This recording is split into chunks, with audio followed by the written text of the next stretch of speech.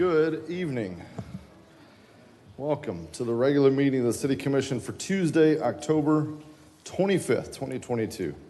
If you would do me a favor, we got a lot of people here. We got a lot of different ringtones. I would prefer to hear none of them. So if we could silence those, please, I'd appreciate it.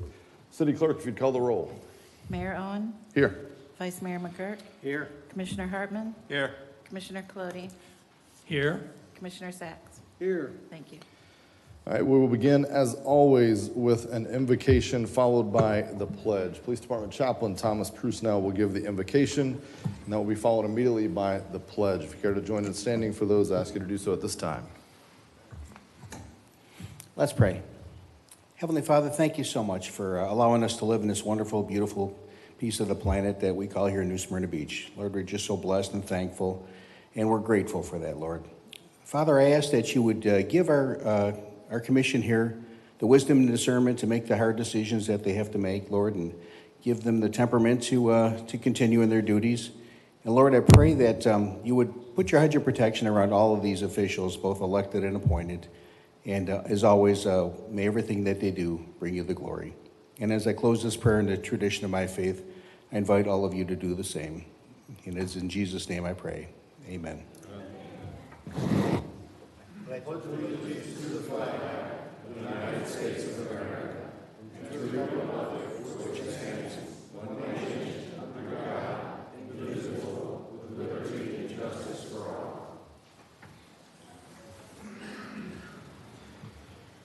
Khaled, any changes tonight to the agenda? Yes, sir. I have two changes.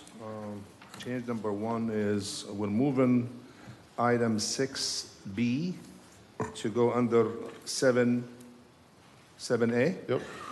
And then you have asked to, under announcements, to do hurricane updates. So that will be 4D. Yes. So if no objection from the commission, we're going to have city manager provide an update on hurricane recovery as 4D, and then we're moving item 6B from the consent agenda to new items in business. So that'll leave us 4 items on the consent agenda. Any other changes? That's it. Hearing none. Okay. We've got a couple of important announcements, presentations, recognitions. A lot of folks in the room here for different things. My ask of you is stick around for all 3, and then after that, we'll take a minute. And if you don't care about anything else on the agenda, we don't take that personally. Feel free to slip out. But if you would stick around for all 3, because they're all very important. We're going to begin. I'd like to ask Police Chief Coffin and Police Victims Advocate Fonda Murneke to join me here. And as anyone else here on the Domestic Violence Awareness Month, please join me at the podium.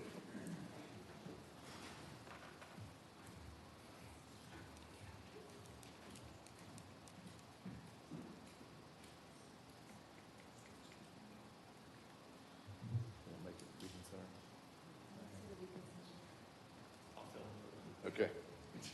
All right. So we're recognizing October as Domestic Violence Awareness Month. Whereas domestic violence remains a pervasive issue across Volusia County and the United States and the world, with implications for personal and community health. And whereas domestic violence does not discriminate, touches all communities regardless of age, race, disability, gender identity, or socioeconomic status. In Volusia County, approximately 10 people per day are physically abused by an intimate partner. That's not a national stat. That is in Volusia County, 10 people per day abused by an intimate partner. And the need for a safe house continues to be rated as survivors' most urgent need. Whereas considering medical expenses, lost productivity, legal costs, and other costs, victims total nearly $82,000 in cost over their lifetime collectively, and collectively in the United States, this is $3.6 trillion. Research shows that by creating communities where people are connected, supported, and cared for one another can reduce incidents of domestic violence. And every day in New Smyrna Beach, individuals and organizations play a part in supporting people impacted by domestic violence, providing services including therapeutic, legal, educational, housing, advocacy, and medical services. Now, therefore, I, Russ Owen, proclaim October 2022 as Domestic Violence Awareness Month. And we join others across Florida and the nation supporting these victims of domestic violence, as well as local programs, state coalitions. and urge all residents to become involved in efforts to prevent and respond to domestic violence and recognize its impact in our community.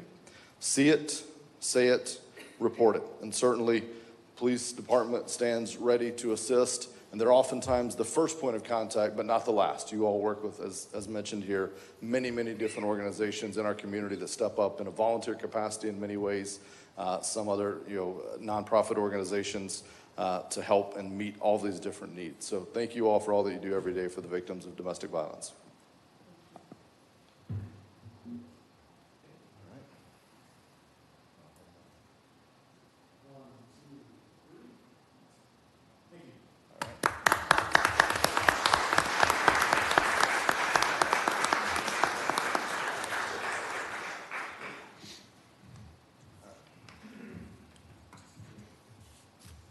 Okay, next up,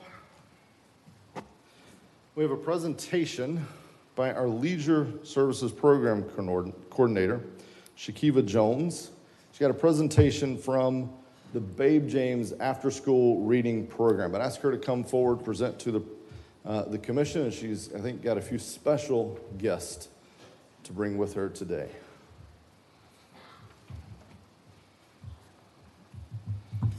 We're going to go take a picture right after this with all them. Good evening. Thank you all for this opportunity. I have here with me some of the children from our after-school program at Babe James that participated in writing a children's book called Animals and Me. This all became a reality when former rec leader Michelle Cromartie approached me with an idea that, that she worked continuously with our reading and handwriting volunteers. They have been a part of our after-school program the last 2 years, and without them, none of this would have been possible. I am so proud of these kids for all the dedication and hard work they put towards this book, the excitement they showed when they showed their parents, their friends, and other parts of their family. And I would like to thank the volunteers for all the work that you do with our kids. We appreciate it more than you know. All right. Do you have the copy of the book there? You want to show Yes. us? Hold up the book. Hold up the book. Hold the book up. All right.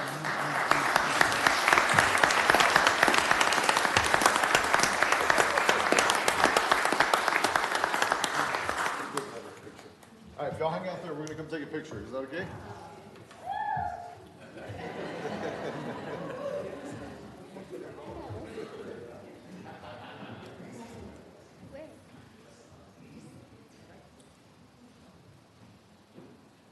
Volunteers, come on in.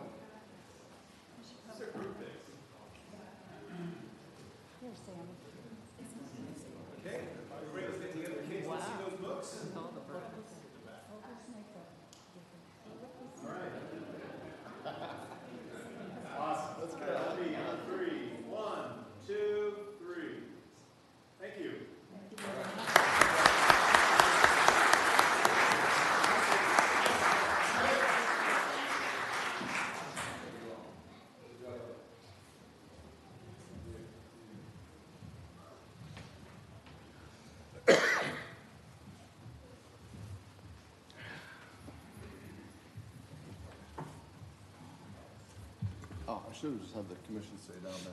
So this next item, and commission, we're just going to go down and join Fire Chief Vandermark here in a moment. So we've got a couple of awards to present to a couple of community members on behalf of not only the fire department, but indeed the entire city on behalf of the life-saving efforts during Ian. So to hear more about the story, we're going to hear from Fire Chief Vandermark. But Commissioner, why don't we just join him down there so that we can address the audience? Well, good evening. Thank you for being here tonight. Something happened early on in the recovery from Hurricane Ian. Obviously, everybody was impacted. The Utilities Commission and their linemen, the contractor linemen, all those people go out there and work diligently to restore power. Unfortunately, in the first few days following Hurricane Ian, a pair of utilities workers were injured performing the tasks that they were assigned to do. One of those gentlemen, Zach, is a Utilities Commission worker, works for them directly. I'm going to have the CEO and Vernon Steele join me up here as well. And he was injured so severely from what had happened to him that his heart actually stopped working. He was actually completely dead, clinically dead on site. I'm going to bring up Casey Shaw and Leslie Benitez. These two nurses happened to be nearby.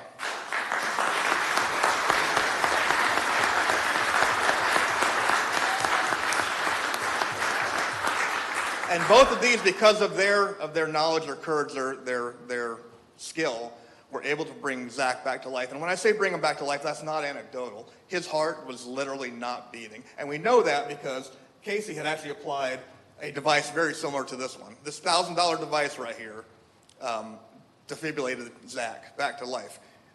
This machine does not work if his heart is doing what it's supposed to be doing. And his heart was not doing what it was supposed to be doing. He was not alive. And the heart was not beating. This machine proved that. The skill that these two when they lended a hand to Zach at that moment, undoubtedly saved his life that night. And I want to present both of them an award from the fire department. And I'm going to pass the mic over to Vernon Steele, who actually works for the utilities as well. He's in the electrical division. There you go, sir. Hi, I'm Vernon Steele. I'm the electrical director for New Smyrna Beach Utilities. On October 2nd, we found out the hard way how hazardous the job our folks do can be. And a member of New Smyrna Beach Utilities and our contractor partners experienced a flash that caused severe burns to both folks. And as the chief said, it actually stopped the heart of one of our employees, Zach.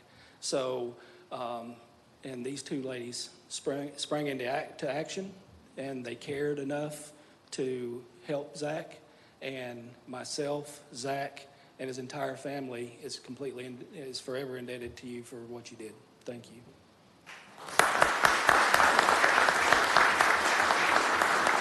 So I'm going to real quickly read this to Casey Shaw and to Leslie Benitez for exceptional effort during the cardiac arrest event that occurred on October 2nd, 2022, which saved the life of an injured utility worker.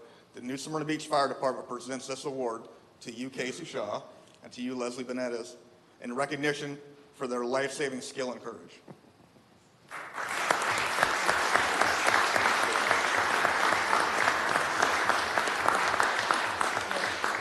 And again, this shows what the community is prepared to do, especially in time of crisis.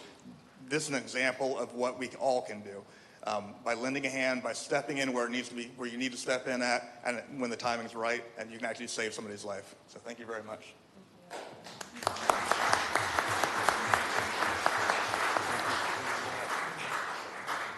right, let's grab a picture real quick if you're okay with that. Yeah. We're ready to go. Please. All right. One more time. On three. 1, 2, 3. Congratulations.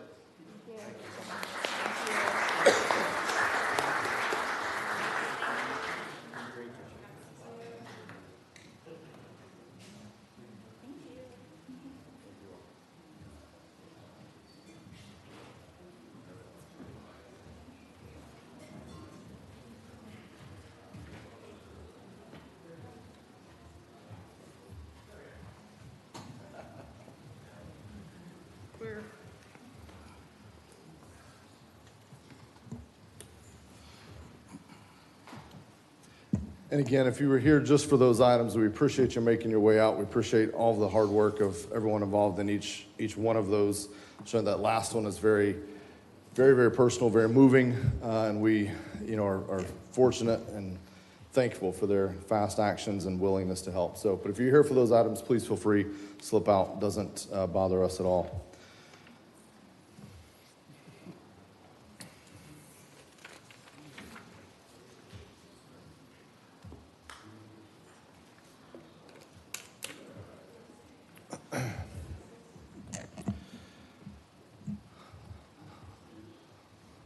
All right.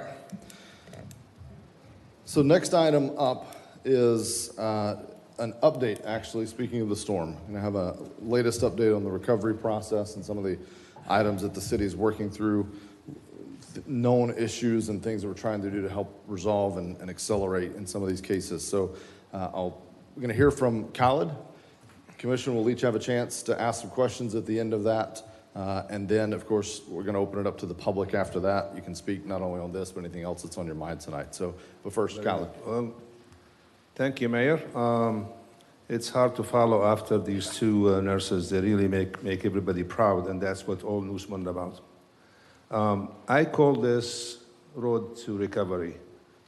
So basically what we have is we have the debris, we have the assessment, and we have the permitting.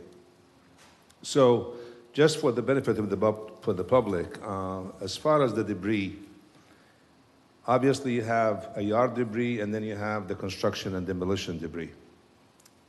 So our main goal was right after the hurricane and after we got the water receded and trying to save and evacuate everybody, the main goal was to try to get the debris out of those streets and clean them as fast as possible, especially in the impacted areas. So that was our main goal.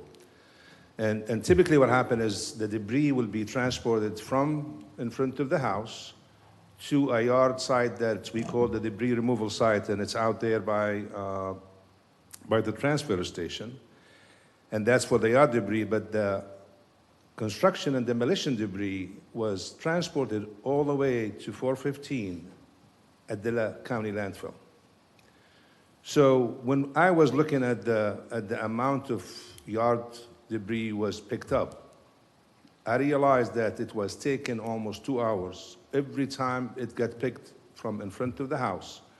To be transported to the landfill was taken 2 hours. So I've talked to the maintenance operation director and I said, we need to come up with something to make it faster because the amount of debris that we have, if you put it all together for this hurricane, it amounts more than the 5 hurricanes in the past 5 hurricanes we have. So we thought about maybe having a section at the debris sites for the construction and demolition material. That has reduced the time about an hour and 15 minutes. And then we kind of took another step, is we allowed residents to dump their stuff if they want to at the site. That was started on the 20th. So far, as of last night, I get the reports at the end of the night. So last night, so far, we have picked up 57,648 cubic yards of yard debris and 16,199 cubic yards of construction and demolition material. So we have done everything we can because that's construction and demolition material in front of these homes that flooded. It's a reminder for them. And we're trying to do everything possible to get it out of their way so we could lead them to the road to recovery. Just real quick, when you say impacted areas, I just want to put a fine point on that. I know Pine Island is obviously one that was hard hit, Timber Trace area. Any others that you're really focusing on? We have Walker Road, Green Roads, the Country Club Chalet, some houses on Sunset up in Islesboro. We have some houses on the beach side, but mostly the impacted area was almost in the center of the west side, which is the Country Club Chalet, Pine Island, some areas in the historic west side in Melford that got flooded, as well as Islesboro. So that was the main target there, is we're trying to get it as fast as possible. And I could tell you, when you compare the amount of yardage we have picked up in our city comparing to other cities that had damage, we far exceed that. The second one is assessment. So right after the hurricane, we sent our staff to assess the flooded home, just to make sure how many homes were flooded. So that was the first task we did. We have about 835 homes so far that flooded. And that's, goes from minor flooding to major flooding. The second part of it was we have a FEMA requirement. So back in 1992, The city of New Smyrna Beach was the first city to join a program. It's called Community Rating System. Basically, what it does, it makes the city go above and beyond the minimum requirements of FEMA. As a reward, the FEMA will give you, they will classify you in a class. So basically, when you first join, you'll be a class 10. If you do certain things above and beyond and you amount 500 points, then they classify you down to class 9 and then another 500 points to 8 and 7. So right now, the city is classified as class 5, which means you get 25% reduction on your flood, on the premium of flood insurance.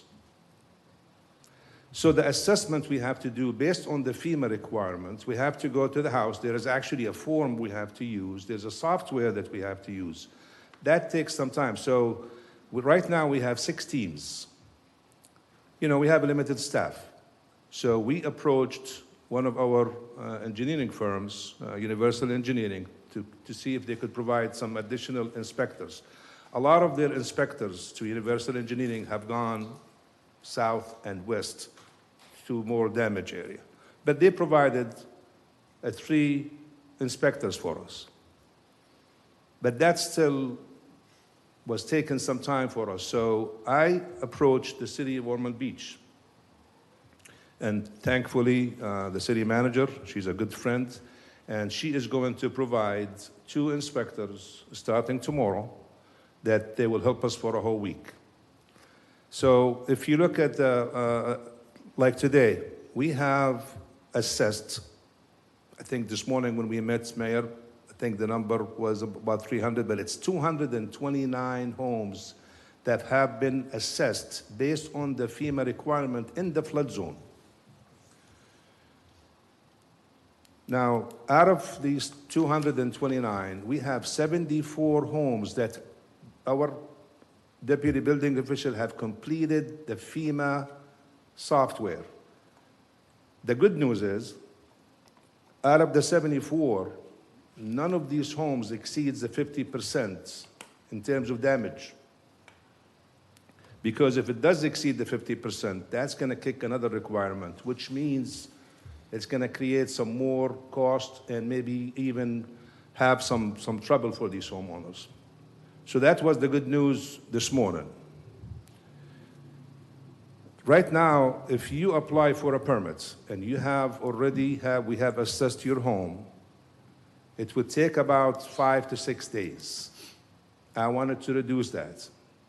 So we are moving one of the plan examiners to help the deputy building official to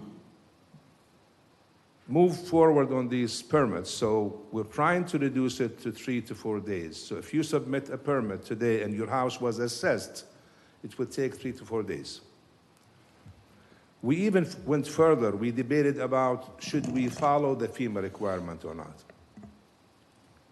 Now, we could do that. It's a voluntary program that we have. But this is what it does. When we looked at the benefits of not even looking at FEMA requirements and making it, that will affect the homeowner on the long run. Because what happened, the flood insurance will probably go double if we don't do that. So I think by doing this assessment, it's really a benefit to the homeowner in terms of their flood insurance and in terms of even when they sell their home or they do anything else beyond that. So I think the benefits of making this requirement outweigh the benefit of not even looking at the requirement. So we really trying so hard to make it as simple as possible to the homeowner and help them. I have received emails, I have received phone calls from residents, and one thing, we have a strike team. So for example, if you applied for a permit, you live in Pine Island and you applied for a permit, and your house has not been assessed yet, as soon as we get the permits, our strike team will go out and assess this home, with the other ones assessing the rest of the homes. So that's something we're trying to speed up for the homeowners to get them as fast as possible. Now, in terms of policy, we have waived the permit fees, and also we have allowed campers and RVs to be in front of the homes because our city ordinance prohibit that. So that's two things we've done. The third thing that we are working on is the moratorium that you have proposed at the last meeting. That's going to take just a little bit of time to get it there, make sure that it's the right one that we needed to do. I cannot tell you that I have, first of all, I want to take this moment. When we started off to doing the assessment, our staff took a template from the FEMA handbook. And I have to make an apology to everybody who received it. I think there is 200 people who received that letter. But it was a FEMA letter. It wasn't something we wrote. But it was offensive. And I want to make sure that if you please accept my apology, because that's not who we are. We are beyond that. We're trying so hard to help everyone and make it as fast and as quick and as safe as possible.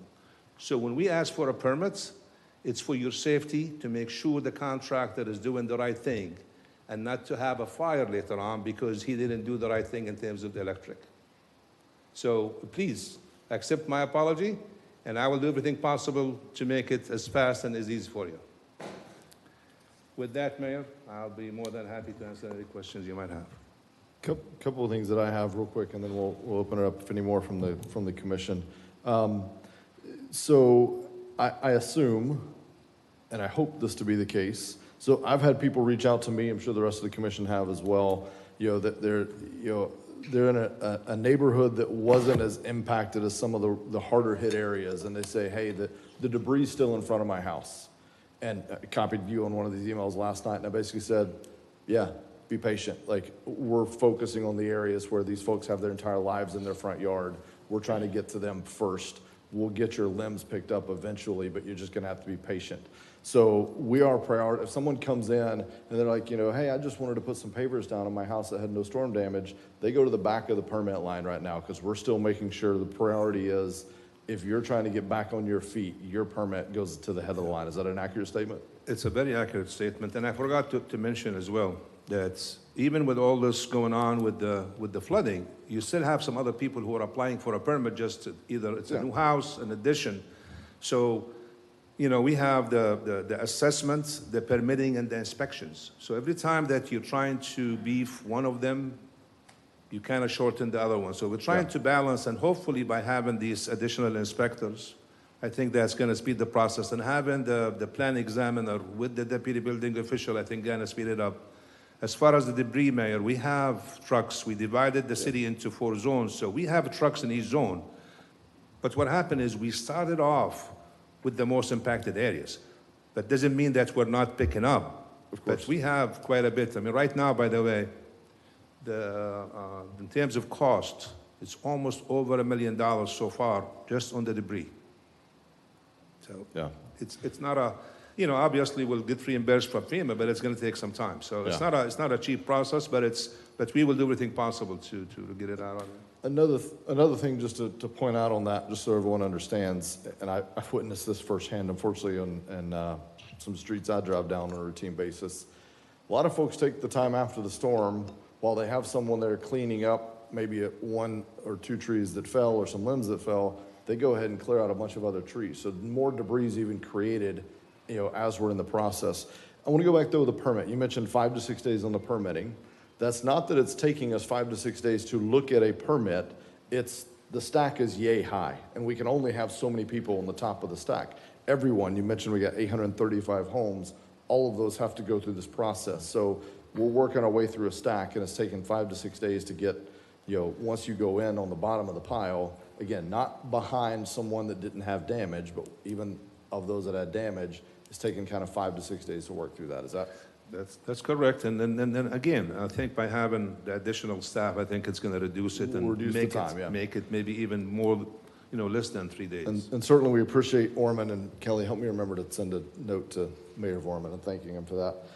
Last question, I may have said that already, but the true last question. The FEMA, you talked about this FEMA requirement.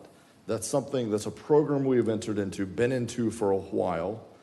And there are long-term positives to that. It keeps insurance rates, flood insurance rates, it keeps them lower. So we could shortcut, cut corners, back out of that, et cetera, and that could, in theory, shorten some initial timelines right now, but long-term, we'd be setting ourselves back decades in progress we've made to accrue to get to the point that we're at.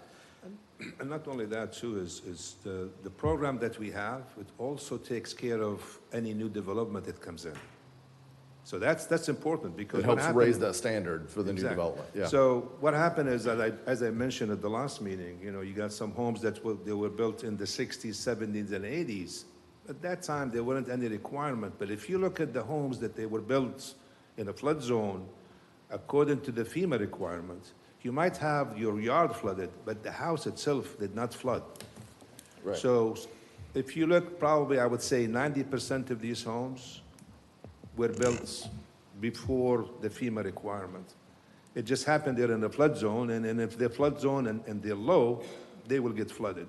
Okay. But this program that we joined back in 1992, I mean, it's one of the best programs that FEMA has provided.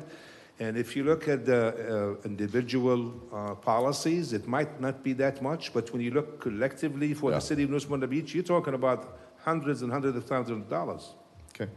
Any other questions or comments for the city manager on this before we hear from the public? Go ahead, Vice Mayor. Thank you, Mayor. Appreciate the report. So far, things are sounding pretty good, certainly better than a lot of the concerns we had. The building timeline, the building permit that we were talking about. So people need to get the building permit in. They need to apply for it. They need to be inspected before the building permit can actually be issued. The time frame from when I submit the building permit, regardless of, let's assume my house has not been inspected, but I submit the building permit, what is a reasonable expectation that I should have to be able to have them come out, inspect my home, get that paperwork submitted to the building department, and have the building department issue me the building permit? If your house has not been assessed, not inspected, but has not been assessed, you just add another day, because as I mentioned, we have a strike team that as soon as they submit the permit and it's not being assessed, then that strike team is going to go out and look at that house.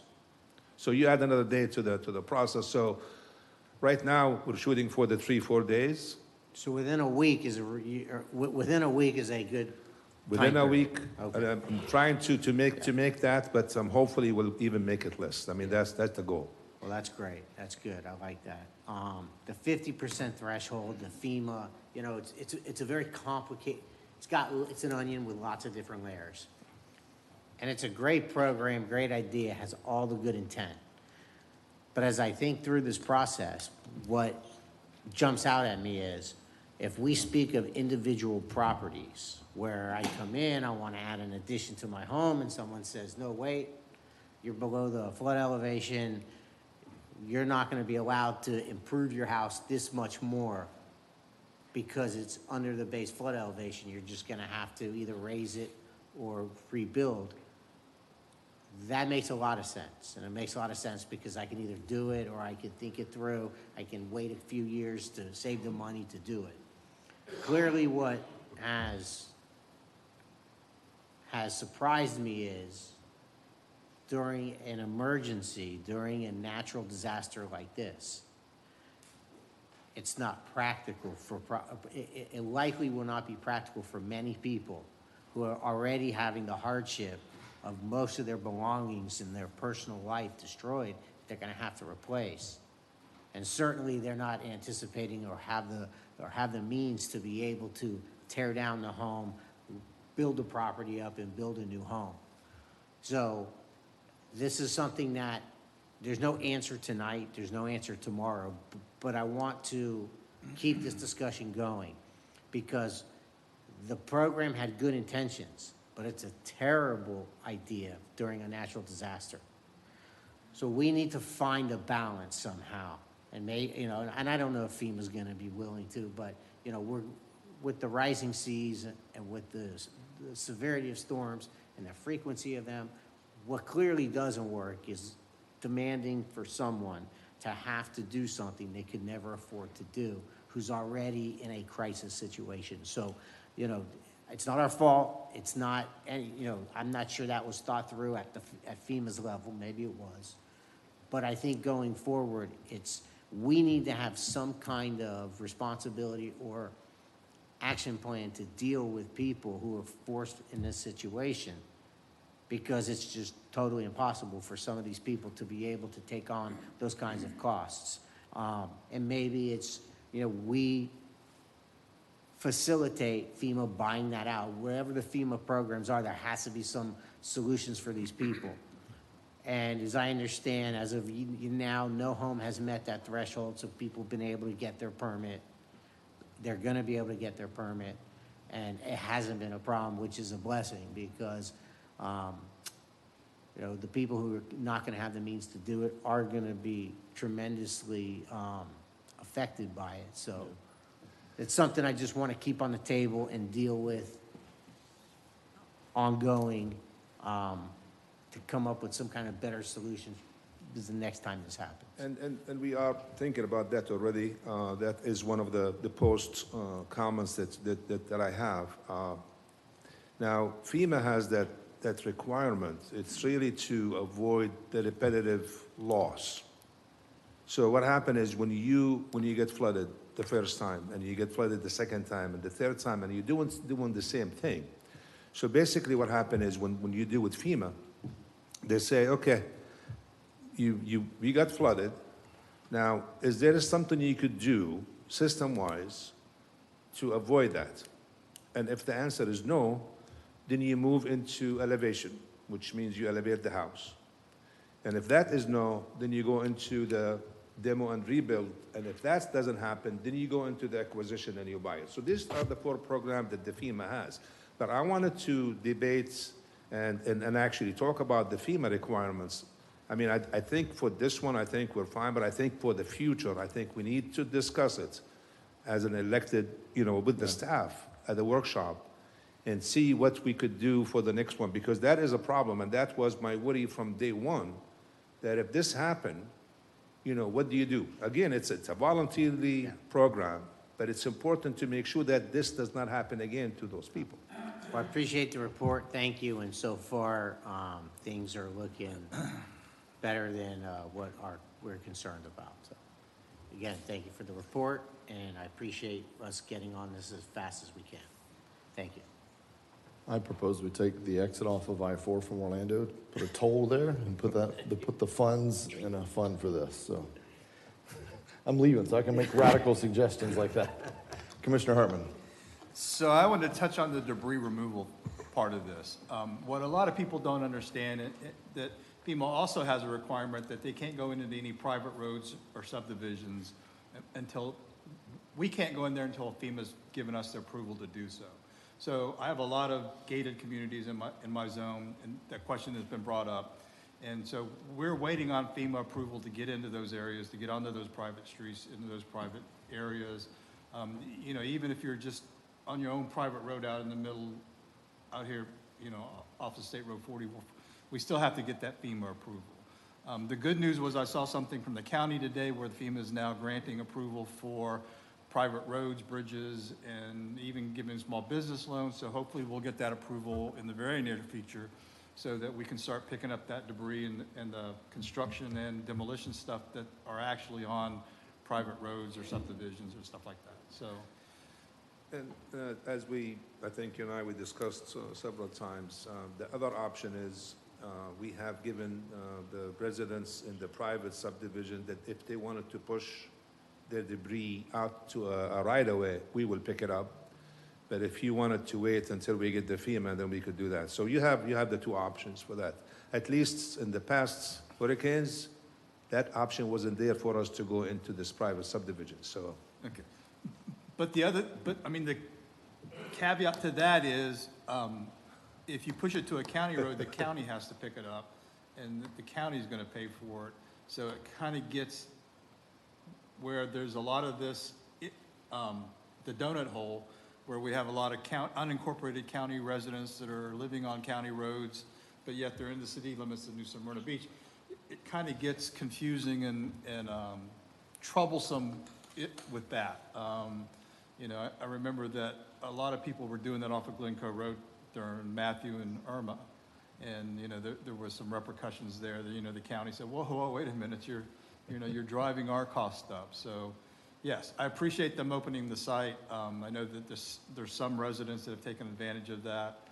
I spoke with some of them last night at the State of the City. You know, they, you know, make it a couple loads. So thank you for that. And, you know, we're doing, like I said last night, we're doing the best we can.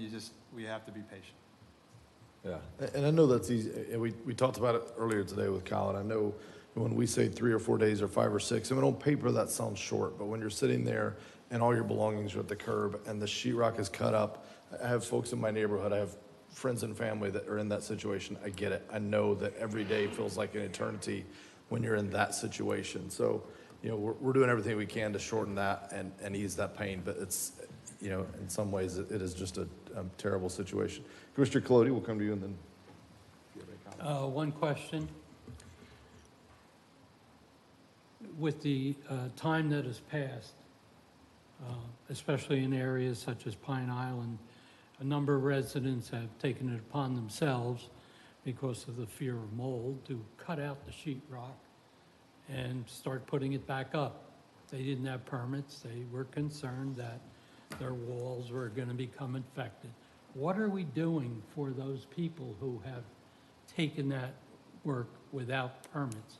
Will they be required to take that sheetrock down? I talked to the building official this morning about this specific topic that you mentioned. The main concern we have is it's really for the safety of the people, because what happened is if the drywall was wet, so which means whatever behind it was wet. So you want to make sure that that area is dry, doesn't have any moisture. They have the tool to measure the moisture for you, that it cannot exceed 19%. So the idea of that is just to make sure that, because it's going to create some mold behind the drywall if you put it up so fast. But I talked to him. I mean, if they could just open an area for him just to see if it's wet or not, for their own safety, not for anything else. But if they decided not to, if they don't want to, but I mean, my recommendation would be, if it was my father and my mother living in that house, I want to make sure that does not happen. So basically what you're saying is that we've taken steps to minimize any additional costs that could come about to try to get the safety issue addressed, which I believe is very important. Yes, sir. Okay. I do have a number of comments that don't relate to debris removal or what we've done after the storm, because I think we did a good job. I don't think we were really prepared for something that occurred like this. Yes, we protected our own properties. We took down things that would blow away or get shredded by the winds. But there's a number of areas, and I'll use Pine Island as an example because I did spend an extended period of time out there speaking with a couple of the residents. They really weren't aware of the extent that the problem could be. Now, obviously, we didn't know how much it was going to rain either, but if you had looked on the National Hurricane Center website, about 3 days before the hurricane actually hit, they were warning of storm surge. In New Smyrna Beach, no coastal storm surge was predicted. Yet, it very clearly stated Turnbull Creek was going to have up to 3 feet of storm surge. I believe we should have been a little more prepared for that. As I stated, I don't have a problem with our recovery and what we do, or the dedication of everybody who worked for it. But from my meetings, a couple suggestions came up. When our power goes out, we get a little alerts from the utility company. Sometimes they just keep going on. Perhaps we should have an Amber Alert type of system that notifies people in low-lying areas to really be prepared, to give them those extra couple days to move a vehicle to higher ground somewhere else, to put their furniture up on blocks, just in case. With 3 days, you could handle some of that. I know our residents, myself included, being here for so many years, surviving 7 or 8 hurricanes, that each one's different. Each one strikes you differently with the way the wind blows, the amount of rain. We often compare it, as our manager has said, to the hurricanes in the past. The amount of rainfall we had exceeded any one of those hurricanes by 3 times. None of those hurricanes actually were a direct hit on New Smyrna Beach. This hurricane wasn't either. We have to be in a position to try to give extra warning to people who live in zones that are going to be flooded. A lot of these areas are in HOAs. We should maintain a list where we can contact the heads of those homeowner associations.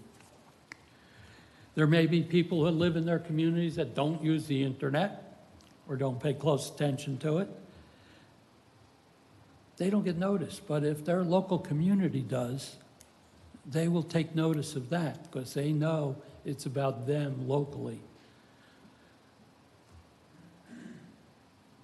One of the comments I did have, it took a while, and this goes back to the letter that unfortunately went out and was an honest mistake.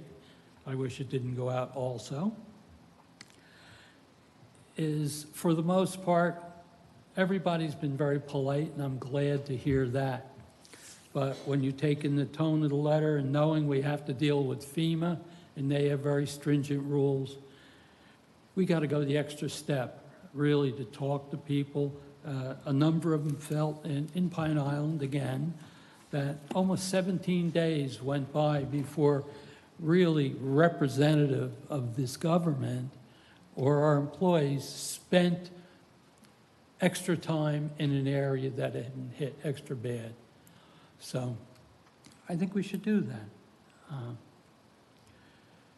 As a side note, whenever there's a hurricane, there's an evacuation route. We didn't have any during the storms. 44 was flooded. Pioneer Trail was forward. If that storm may have taken a turn a different way and we had significant flooding beachside, they couldn't leave town. There was no place to go. So we should speak to our other agencies, the county, the state, to upgrade the emergency action routes and provide us with more information on what can be done, how we might have to help in improving those routes. I have in the past taken the recommendation to evacuate from where I live. I couldn't have this time. If I had waited, like so many people do, to the last minute and couldn't get out of town, we would have been in far worse shape. So I think we have to look into approving our notifications. We speak very much about transparency, which I think we've handled very well, but I think we have to be more proactive on these disaster type of things that can come about. I also think that we've been spending, or plan to spend a lot of money on $1 million for this drainage system in this area, one in Corbin Park, one in the west side, now one in the North Atlantic area. If we improve all those drainage systems to a 100-year storm level as required by the state, we would have had just as much flooding as we had this time. I think we have to have a study done, and I spoke to the manager about this, about an overall study that looks into places. We developed a nice map that showed where all the flooding was. You have a place like Pine Island, and I'm not picking on them, but you might have had 100, 150 homes all flooded. Maybe in a area-wide flood prevention method to keep water from backing up out of Turnbull Creek should be explored to see if it's possible. This is going to happen again, and we really have to prepare for it. I look back on the Turnbull Creek acquisition program. Just think, if that wasn't approved, there would be another 300 homes existing in that floodplain. We bought that property and prevented that from being done. We're still working on the Turnbull Creek acquisitions, and we got to move ahead with it. So many years looking at these things, it never ceases to amaze me how you can look at them again, and again, and every single time you can find some way to improve it, whether it's a little or a lot. And I think that we have to do that. So thank you for the time. Thank you. Commissioner Sacks, any closing comments? Thank you, Mr. Mayor. Yes, just a few quick comments. I am amazed and so pleased to be amongst the New Smyrnans who are so resilient and so tough and want to stick it out. And they put all their precious belongings to the curb, and then you look and their neighbors hardly touched. It's almost like a tornado came and just stepped on a few homes and then went its way. It's one of the strangest storms I've ever experienced, and I've been around Florida since the early 70s. This one was unlike any other. I applaud Khalid and all our staff, leaders, and our employees for their very hard work. Very hard work. I'm sure everybody here is probably tired as well after a storm like this. But with foresight, forget hindsight, we know what the storm was like. They're all different. This was a tremendous flood. I would like to see us, I won't be on this dais, but we have started initiatives to look at our environment, how we can remain resilient and remain afloat on this tenuous little spit of land, New Smyrna, which is actually built in marsh and swampland. Much of Florida is, much of coastal Florida is. I think we have to look at our city going forward. How can we harden our city to these storms and events that you hope won't happen for another 100 years, but could happen next year? There are resources and other organizations out there that we should look at. I had spoken briefly with Khalid about the American Flood Coalition. It's a tremendous organization with unbelievable people who are experts in the field. And there is science to look at on how we can be more resilient. It reminds me of our, the SWOT acronym, the strengths, weaknesses, opportunities, and threats. They all show their head here. And now we have the opportunity, with so much of the knowledge we've gleaned from so many storms, to get a little better every time. Yes, every storm with every different name is going to have a different cause and effect on us, and hopefully it'll never be 20+ inches of rain.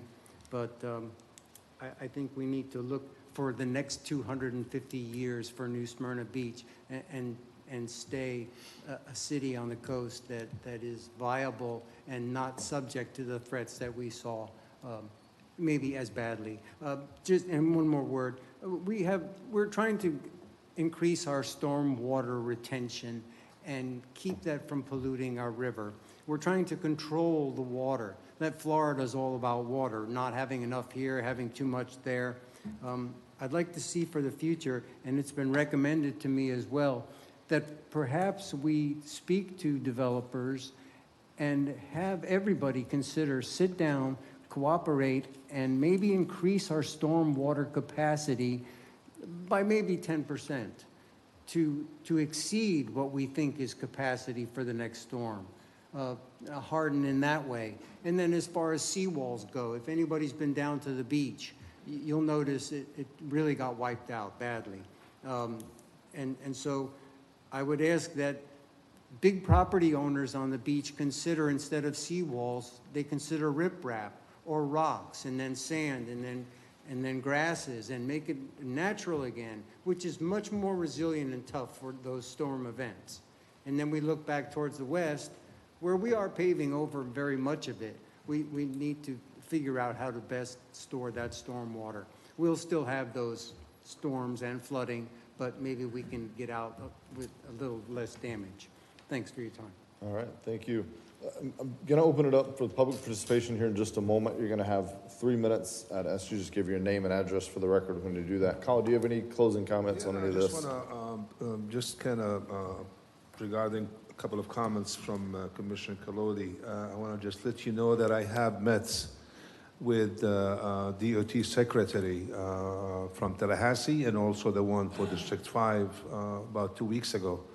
And the topics were about State Road 44 and US 1.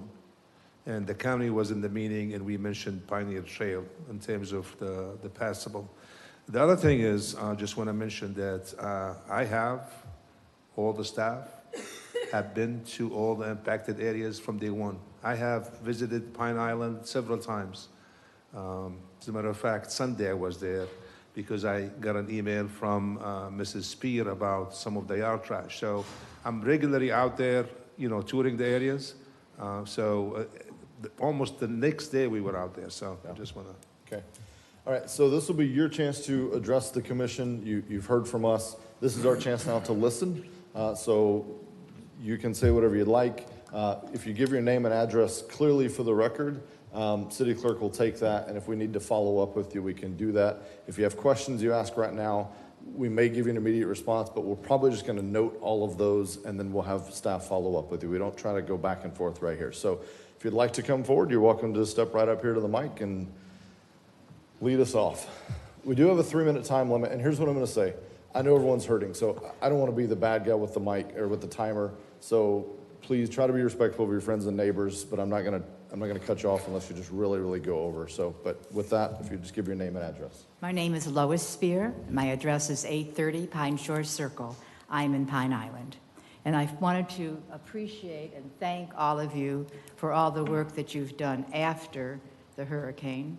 Unfortunately, we felt bereft and forgotten in Pine Island. For 17 days, we sat there. Water was up to our waist in the street. We didn't know that Khalid was visiting us. We didn't know that your equipment was lined up to come out. We had no idea anyone from the city was even out or even knew that we were flooded. We sat there. No one brought us a bottle of water. No one asked us if we had food. No one asked us anything for 17 days. And I feel that is really sad, and I'm very upset about that. Then on the 17th day, I was visited by someone from the city.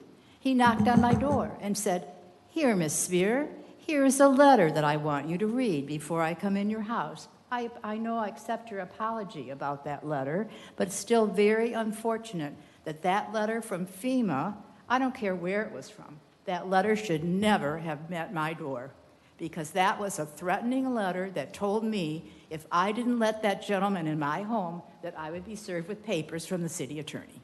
And I feel that's unconscionable. So, but I'm not saying that I don't appreciate everything that has happened afterwards. I have appreciated it, and all our debris is getting picked up regularly. The head of maintenance gave me his cell phone number. I call him every day. He's wonderful. I'm adopting him as my next son. So after, I just feel that we really need to look ahead and see how, like we had talked, Michael came out to the house, and he and Linda Van Duzen and I spoke. We were very open and casual with each other. And I think Linda had a great idea about having an Amber Alert, and thank you, Michael, for mentioning that. And I think we need to work together with, even if there isn't an HOA, there needs to be a contact person in every subdivision so that you can let us know what's going on. We didn't have power. Verizon wasn't even working. I have a radio that's connected to NOAA. I had no message. So whether or not it was up to us, we surely would have evacuated if we knew we were going to have 3 foot of water. Our HOA president was evacuated by the fire department. He got to a supposed place that was supposed to have a blanket, a bottle of water. That was flooded. So he was taken to a gym where there was no water, no blankets, no food, nothing. He had to sleep on the bleachers. There were several people in our subdivision that were evacuated. I think that needs to be checked into and planned ahead for. If that place for evacuation, if that shelter has to have a backup, because it could be flooded for the next hurricane. How do we know? So there seems to be a little gap there in planning. So I just would have appreciated if the gentleman who came to my house, instead of handing me this wonderful letter, I know there's another letter that came afterwards, which I didn't think was that much better, if he had said, "Are you okay? Is there anything I can do for you? Has your family been notified? Your phone isn't working. Is there some way we can contact your children in Fayetteville, Arkansas, or in Washington?" My children couldn't tell where I was. I had no way to contact them. So I just felt that as a family, because I've lived here many years, that you're my family. And I didn't feel that you reached out to me as a family member until the 17 days was over. And I really do appreciate what you're doing now, and it's great. But let's go forward and see how we can do better next time. So that's all. Thank you so much for listening, and thank you for all that you're helping us with now. Thank you.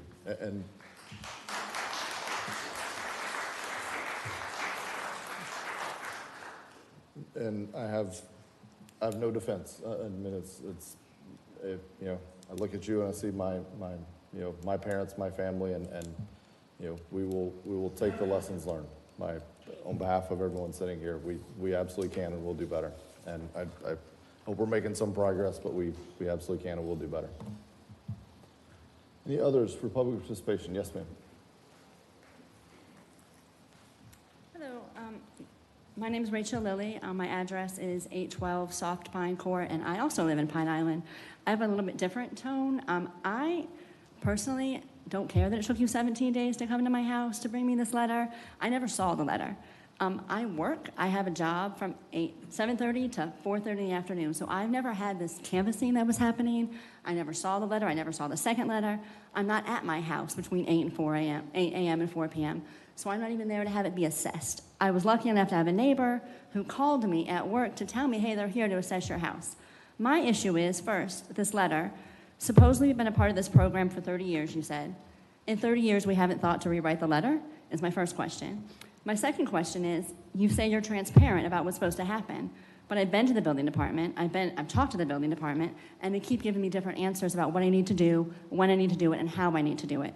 I think you should spend your time now helping make a step-by-step instructions for all the people who were flooded, so we know what we're supposed to do, when we're supposed to do it, and how long it might possibly take. Maybe that's the teacher in me saying, hey, give people instructions. We have no idea what we're doing, and I was ready to start putting up drywall until I was told by my neighbors who got the letter, well, you can't do that yet.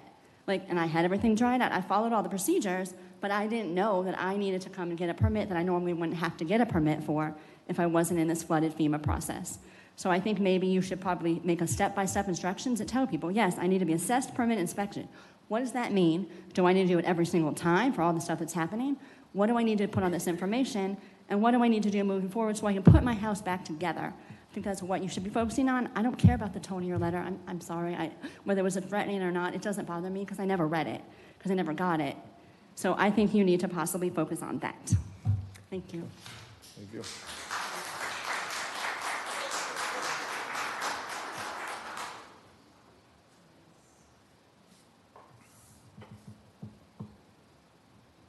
Hi, Joe Dluback, 3587 Casalta Circle. Representing Venetian Bay, I've been before you guys before, and I'd like to remind you that the reason that I'm here, is that we, as the 7,000 residents in Venetian Bay, bought into the vision and promises of the MDA, and we expected the city to be our stewards for that. We happen to be on the other side of 95. We are starting to call ourselves the Wild Wild West, where lawlessness and unaccountability for what's happening out there with the developer, often called crass and narcissistic, not my terms, but yours.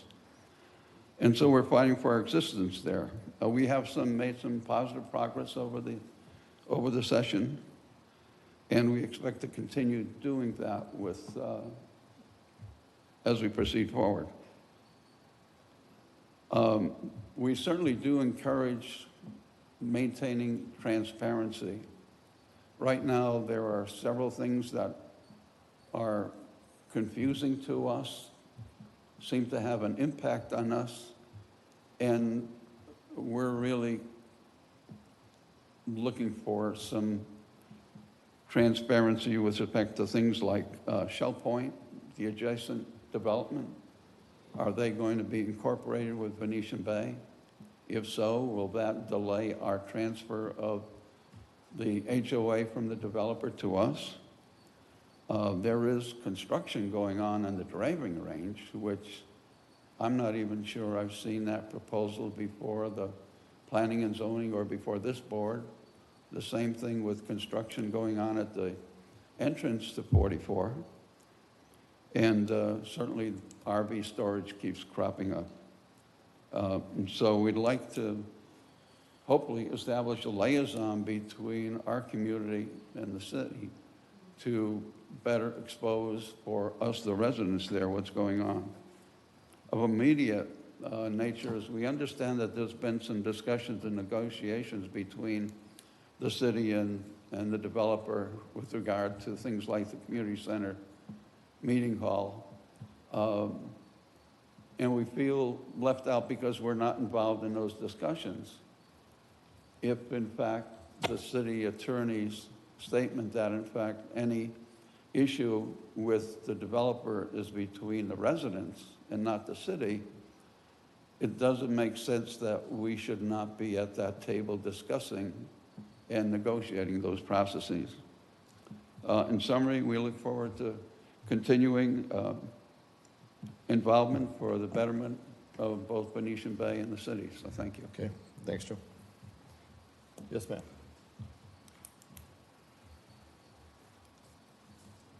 Debbie Corvino, 755 Pine Shore Circle, Pine Island. First off, every time I call about a permit and I talk to somebody, I get a totally different story on what my steps are and what I need to do.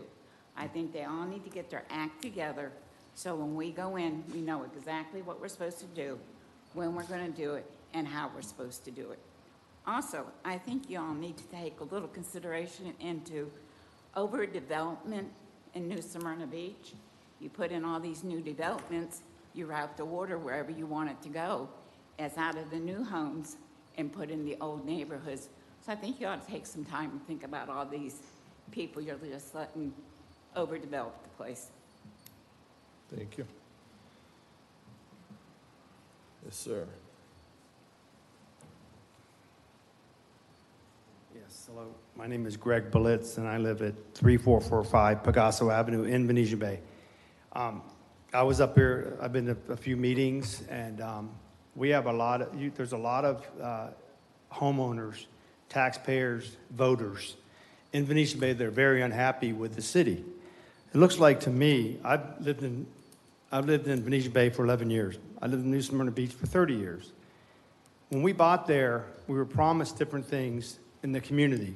And the city allowed GeoSam to do basically whatever they want. I don't know what the city's actually, it looks like to me they've almost approved everything that GeoSam wanted.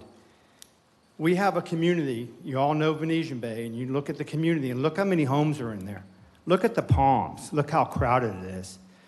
You have, finally, after me going to every board meeting for the last 11 years, twice a year, bringing up amenities. I'm on a team called the Homeowners Coalition. I'm the team leader for the amenities and parks.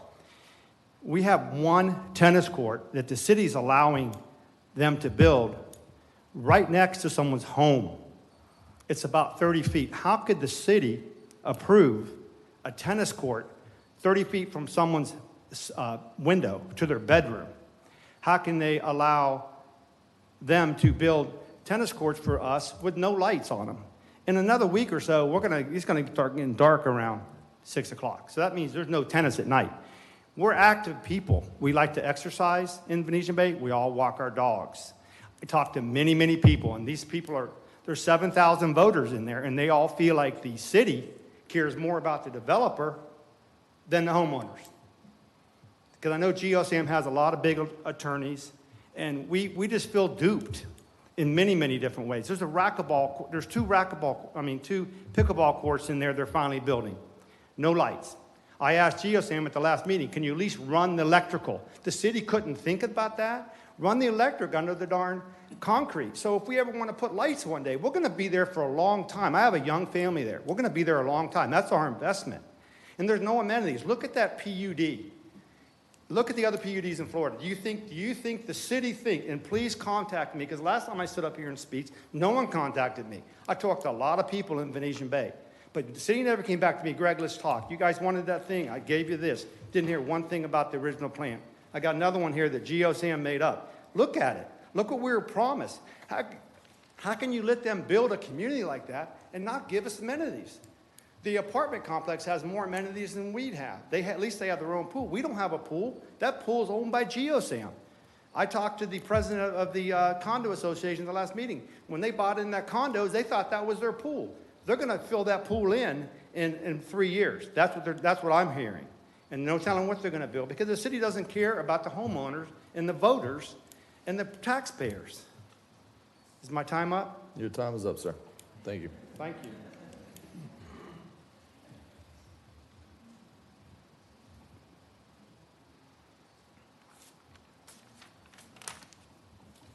It's a tough person to follow. Cindy Sneezak, 512 Yukon. I don't think the city doesn't care, honestly. I don't think that. But I do have a couple questions that they really tie into us understanding what your role is and you making clear to us what your appointees on different boards and agency commissions, what their role is. Because we elect you, but you appoint a whole bunch of other people. So we have no direct influence on those people. We only have influence on you. So I'm sorry you're on the receiving end of a lot of stuff, but you can hear the frustration in the crowd. It's really it's disturbing. So one thing for either the city manager's report or for the next meeting, I'm very much interested in, and not a lessons learned, an after-action review, which you have talked about ordering a lessons learned. What is the timeline on that? And please consider bringing in external facilitators. I don't mean hiring consultants, because I'm up to here with hearing my neighbors complain about that. But there are people who will volunteer. They may even live here because that was their career. And they may even still be practicing it part-time. That allows city personnel to more fully participate in the after-action review, which needs to have specific objectives stated as its outcome. So it's not a chat and a list of things. It's goals that you're trying to support by having that review. The other thing I'm here about, and it's a little upsetting, but I know you're going to address the P&Z openings later.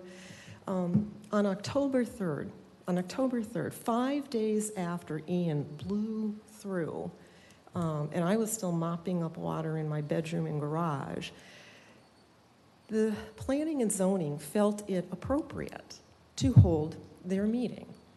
3 people absent, 2 of whom have been asked to be reappointed to that committee, 2 of whom do not have stellar attendance. Thank you for putting together the attendance matrix. That is something that I think needs to continue on a go-forward basis so that you see directly and we see directly how engaged your appointees really are. Why that meeting was held, I have no idea. I can think of 5 or 6 different better uses of time for those commission members, the board members that did attend, than sitting there. Maybe touring the storm impacts in a city vehicle. Maybe, prioritizing their top 5 agenda items to see whether or not there was linkage between their prior decisions.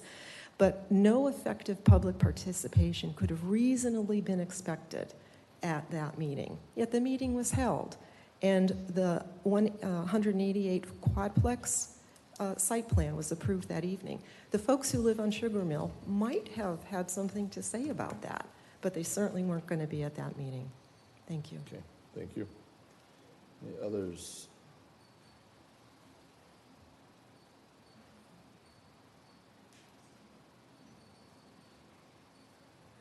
I'm Bob Finch. I live at 704 Pine Shore Circle. I just want to get this on the record. I don't know how it'll be addressed. Something for Utilities Commission, I'm sure. When they were picking the trash up, they were pulling trees that we planted out. In front of our house, across the street, they pulled one of the power boxes right out of the ground. Someone came back to fix it. My neighbor across the street had a big surge, blew out his brand-new air conditioner, and they said that it came from across the street on my front yard. They pulled the wire out of that, came there to fix the wires on our side of the street. Again, that's 704 Pine Shore Circle and 707 is across the street. Something that needs to be addressed, I think. They were just picking stuff up. They pulled his tree out, my tree out, many other little palm trees in the swale out. But the power boxes, that's something that probably needs to be addressed. Thank you. Okay.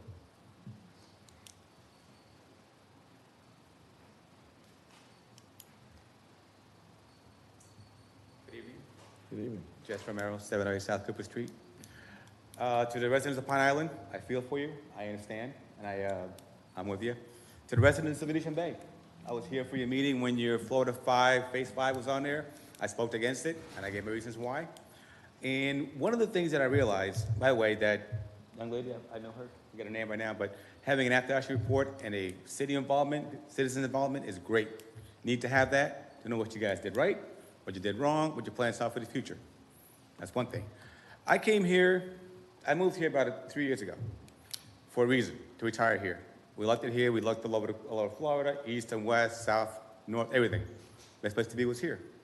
And I thought, how can I get involved in this place? What can I do? And I realized that I came to the first meeting, which was the ARPA funding, the $14 million the federal government gave to the city. First one I came to, it's pretty cool. And I started met some more folks and started coming out more and more. And I read about the Commissioner McGurk told the folks from Venetian Bay doing the Florida 5 phase days that you should sue Geosands because you have a right to sue them because they promised you a bill of goods and they didn't. They didn't offer to help you. They offered to help you sue them. And I went on to Walmart, Venetian, Regency Walmart, also going to build some more parts in that way. I've said against that. I spoke my mind. And through this whole thing, there was a theme running, which was our hands are tied because the MDAs, it was signed 20 years ago by our parents, our forefathers, in every regards, it was said that you guys could not change things. So, okay, great. So I asked each of you a question on this, your dais here, and I came here and said, what have you done since you've been here to change the MDA, the LDR, or the PUD? Mayor, after the meeting, told me that, hey, Jess, we spoke for a while there. Great. I have more questions than answers. No problem. So I chose to write each of you directly on your city NSB email there and pose to you, what have you done to change the MDA, the PUDs, and the LDRs? And I gave you a hypothetical question, saying, what if I was this person? I gave you this whole scenario, right? The mayor wrote back and said, hey, Jess, this is what's going on, what you can't do there. Now, somehow, I didn't write the assistant city manager, Ron. I didn't write to you, but you got an email from me, apparently. You wrote back to me. Same thing as the mayor did. But yet, for the other commissioners, did not hear a word. So, transparency is a great thing. I can be your best asset and your worst enemy. All right? If you help me, I will help you. Now, what you have in this town is a lot of talent you're not using and resources. You have people that are willing to help you as commissioners to be your voices, also to help you in projects. Use us. Ask for help. Don't be shy. Thank you. Any others for public participation?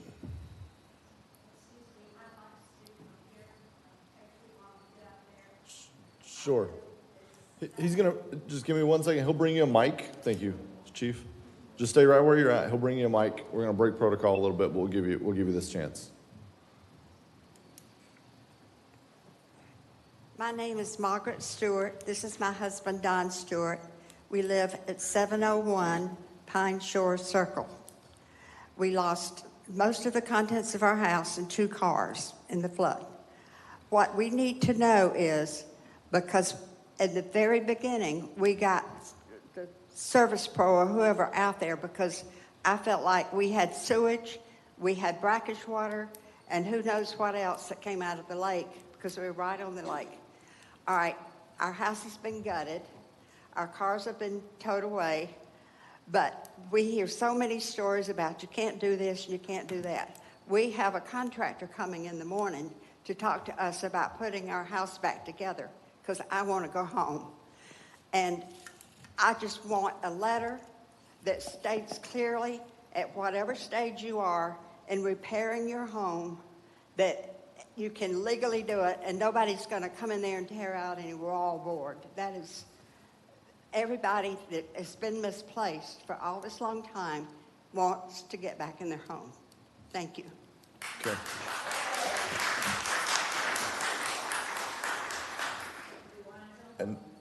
And we will definitely do that. Did you get that address? Yes. Okay. 701 Pine Shore Circle? To be 701 Pine Shore Circle. So city manager will reach out to you. For clarity, I don't think we've pulled down any people that have put up wallboard. We haven't pulled it down. We're not trying to be punitive on this. We're genuinely not. We're not trying to make this harder than it has to be. So, but yeah, gotcha. We're gonna, city manager will get you that so that your contractor knows, and we'll make sure we can expedite that as much as possible. So, yeah. Colin, yes, we will get a letter out to everyone. I agree. We need a process. We need it. This is step A, B, C. Here's exactly what to expect. Here's who to call if you have questions. It's that simple. Any others for public participation? Yes, ma'am. Come right ahead.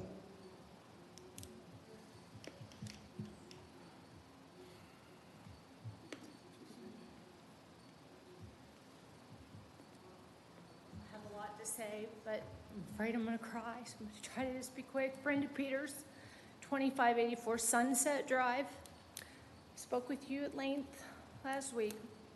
I'm in at the end of Conrad and Sunset, waiting for King Tide in 2 weeks when this happens again to me. Don't know if I should bother with floors till that's over with. So I'm not even worried about the hurricane. What about the bay, the big FEMA flood mitigation project that they did years ago, where they did all the drainage, which seems like it might have helped Conrad come right down to my street. I watch it go into the bay, right out of the bay over the road. As the bay is coming over the road behind my house, the ditches are coming from the front. There's tarpon coming across my driveway. Guys across the street grabbing fishing poles. Everything in my house, my neighbor's house, is out on the street. My mom's afraid to come back and live there. We bought the house together. I can't afford it without her. Can't make her come. I begged her to leave. She didn't want to leave. She lost her car. I'm trying to get the house back together. It's much worse than we thought. I fell through the floor twice, broke my heel. My dog fell through the floor, not my mother. We moved out. I have flood insurance. They've come. They, said, here's what you get. I don't know what to do. We've worked night and day. I have a job. Who doesn't care that this is happening? So I work all day and I come home and I try to get the house together. I have a son in high school. A mother, I'm trying to keep calm. I don't know what to do. So I have the drywall out. Do I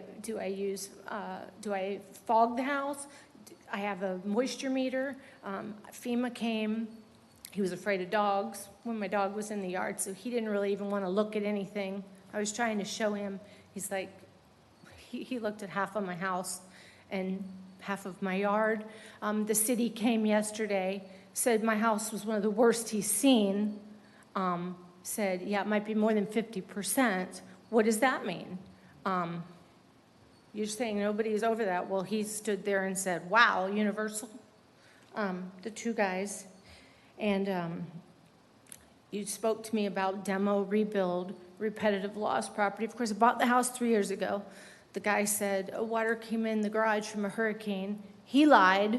What do I do about that? I can clearly see there's been water under there before. There's old damage. So what do I do? If I get this check from my insurance company and then I say, I want to raise my house, I want to tear it down, I mean, what happens with that money? And then I see the time, but what do I do? Like, what do you do with my walls are now dry enough, my floor joists are under 19%, we put a vapor barrier down under the house, we have dehumidifiers, thousands of dollars, and fans and dehumidifiers going. does my insurance pay me back for that? FEMA says, apply for a loan. And I do, and I send them my tax documents, and they say they don't have it. And I try to call, and they say, you're 311-minute wait, you know. The debris is finally gone, thank you, most of it. Who do you ask? I don't want to do the wrong thing. I'm at that point where I could put a subfloor down, I could, you know, let my mom come see what it looks like, but I thinking, what do I do? Who do you ask? So. Okay.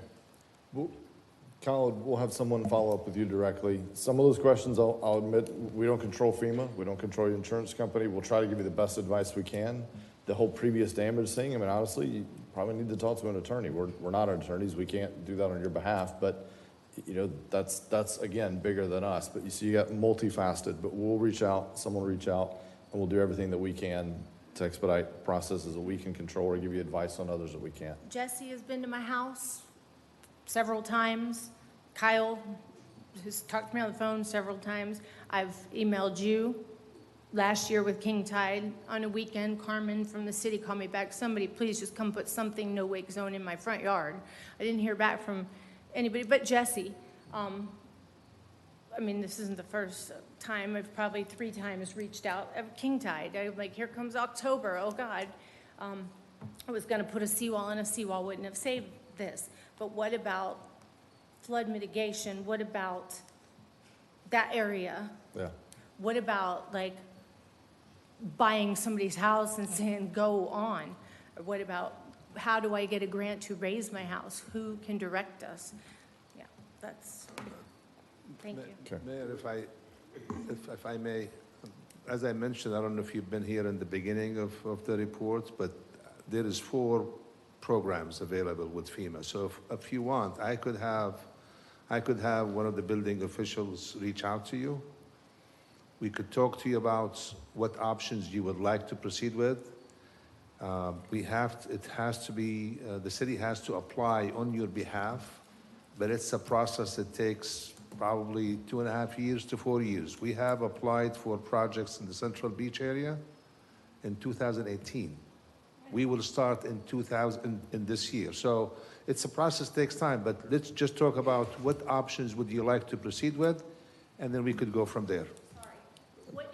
What do you do in the meantime? So if you go for this and you have this money from your flood insurance, do you fix your house and just live there?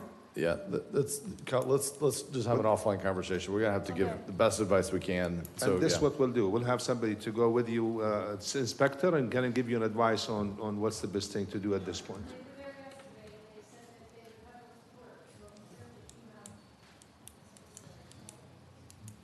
Yes, ma'am.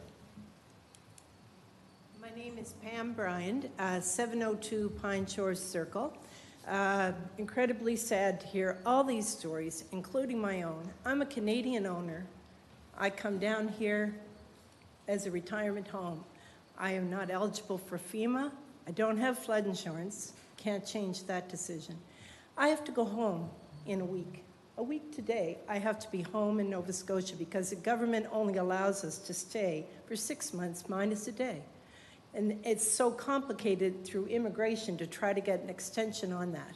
So I'm waiting for my permit. I applied for my permit last Wednesday, and I feel incredibly sad to hear all of these stories, and I agree that the process has been not transparent. It's been very, very difficult. If you're not, like the lady in my neighborhood who goes to work every day, at least I'm there and I can take my bike around the block and see who I can get information from, because I didn't get any information from the city. I had to call and ask for that first assessment because the letter never came to my door, but I happen to have neighbors that gave it to me. I'm not quite sure what to do. When I hear about raising houses and all these things with FEMA, and FEMA doesn't even do anything for me as an owner who doesn't live here full time. Totally shocking to us when we drove down from Nova Scotia to tear our house apart. I need to put at least some insulation in my house before I go home. Okay? Those houses, you can see through the outside wall. They're not overly strongly built homes. They would never pass inspection in my country. And I'm kind of shocked to see the state of my house right now. So please, I want my permit, please. And that is 702, you applied for the 702 permit? Pine Shores Circle. Okay. Thank you, sir. And thanks to all of you for what you are doing. Thank you. I'm Carolyn Stratman. I live at 718 Pine Shore Circle. I'm going to tell you guys, every one of us and ever how many people are in our neighborhood are hurting just as bad as every story you've heard here tonight. Some of them are a lot worse. I had an inspector go through my house and I said, you know, you try so hard to be upbeat. I said, oh, well, sucks, but I'm going to get some new kitchen floors maybe. He said, ma'am, I am not here to give you a new kitchen. I said, sir, I didn't ask you to. I was just, you know, listen, if we don't find some things to be jovial about, there's going to be a lot of, you know, just, I don't know what your situation is, and I don't need to know, and you need to know mine, and let me just tell you, it's just like everybody else's. We are hurting in Pine Island. And I have sent pictures to this, and I'm not asking y'all for help. I just want you to know how difficult these things are. I'm 72 years old. I'm not real computer literate.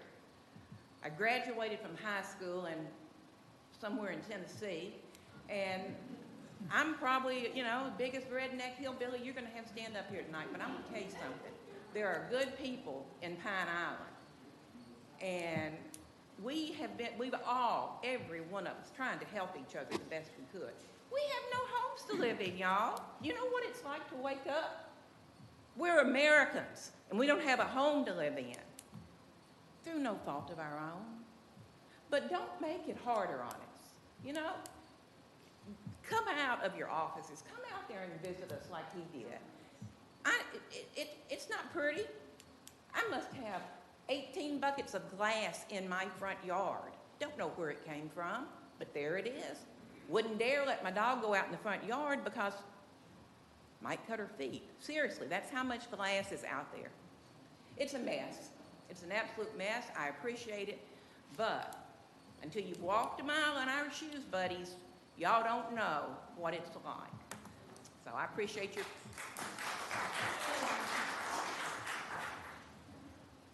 My name is Kristen Romer. I'm not a good public speaker, so if my voice shakes, I apologize. My face is going to turn red. I'm not going to pass out. It's okay, I promise.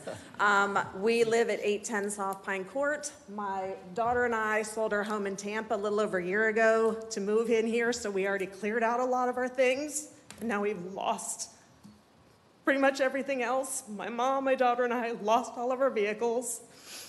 I'm really surprised that somebody from permitting isn't here tonight, because when we went and applied for our permit, I was told there were going to be steps. You're going to apply for the permit. When you get approved for the permit, somebody needs to come out and check that everything's dry. And then when that happens, then you can put in the insulation. Then somebody has to come out and check the insulation and make sure that's installed properly. Then somebody has to come back out again and give you permission to put in the drywall. Then somebody has to check cabinets. If it's taking 5 days to get a permit, how many days is it going to take for each of these steps? My family is not together right now. My mother is 82 and is living somewhere else. My daughter and I are living somewhere else. We had to borrow a car so she could get to school in Daytona every day. It is definitely a hardship. I apologize, I'm a crybaby, but this has been very stressful. We need answers. We don't know what the next step is. Some of us have already put their drywall up. We went ahead and put insulation in ourselves on the exterior walls and didn't seal anything up. And then we put up some drywall just on one side in the bathroom so we can, when we go to the house to wait for somebody to come by and tell us what to do, we can go to the bathroom without being able to see the whole interior of our home. Sorry. It's just very stressful, and we want to move on with our lives, and it's hard because our families are not together. We have our neighborhood family, and they're all in the same boat that we are. We stand outside and wait for somebody to come by. We didn't know that somebody was going to come by from the city to inspect our home about the permitting, trying to speed things along, until we got word of mouth from other people that are like, hey, what are those fire people doing walking around? What are the fire trucks or the guys that work for the fire department coming by? It was like word of mouth, and then we're like, are they coming to you? Are they coming to us? Nobody knew until they came to you and they're like, you're on our list, but you and you are not on our list. You have to wait for somebody else to come by. It's just, it's very hard to deal with on a daily basis, and we just want to put our lives back together and move on, you know? Yeah, we need help. So, thank you. I apologize for the okay. splotchy redneck and the Don't crying. apologize. It's me. It's okay, don't apologize.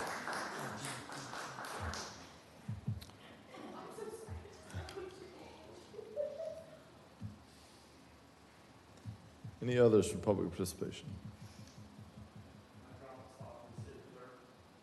Sure. Picture of amenities in Bemidji Bay. Apparently, no one is babysitting.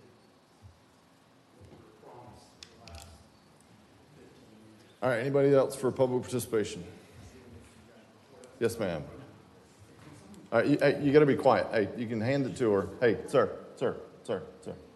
Not a whole conversation, just hand it to her. Thank you. Yes, ma'am. Good evening.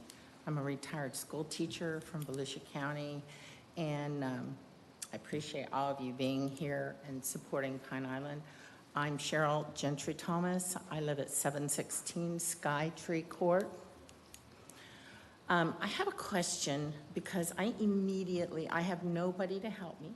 I have nowhere to live. I'm not complaining. I've had 3 cancers. Not complaining, I'm blessed. But I'm not here, and so I'm not sure about the process. And I am just hearing this evening about permits and things. If I don't get a permit, what happens to me?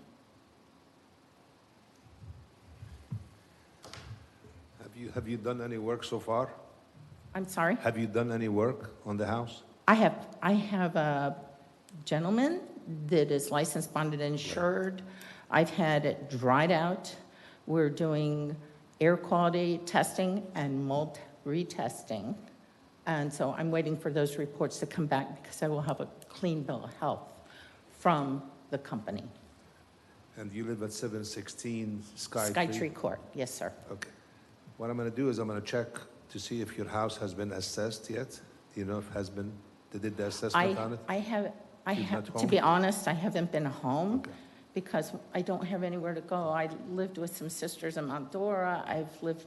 I'm in College Park in Orlando, and I'm down in Inglewood, Florida. So I'm all over the page with sisters and family. If you don't mind, I'll get your phone number and we'll call you. Okay.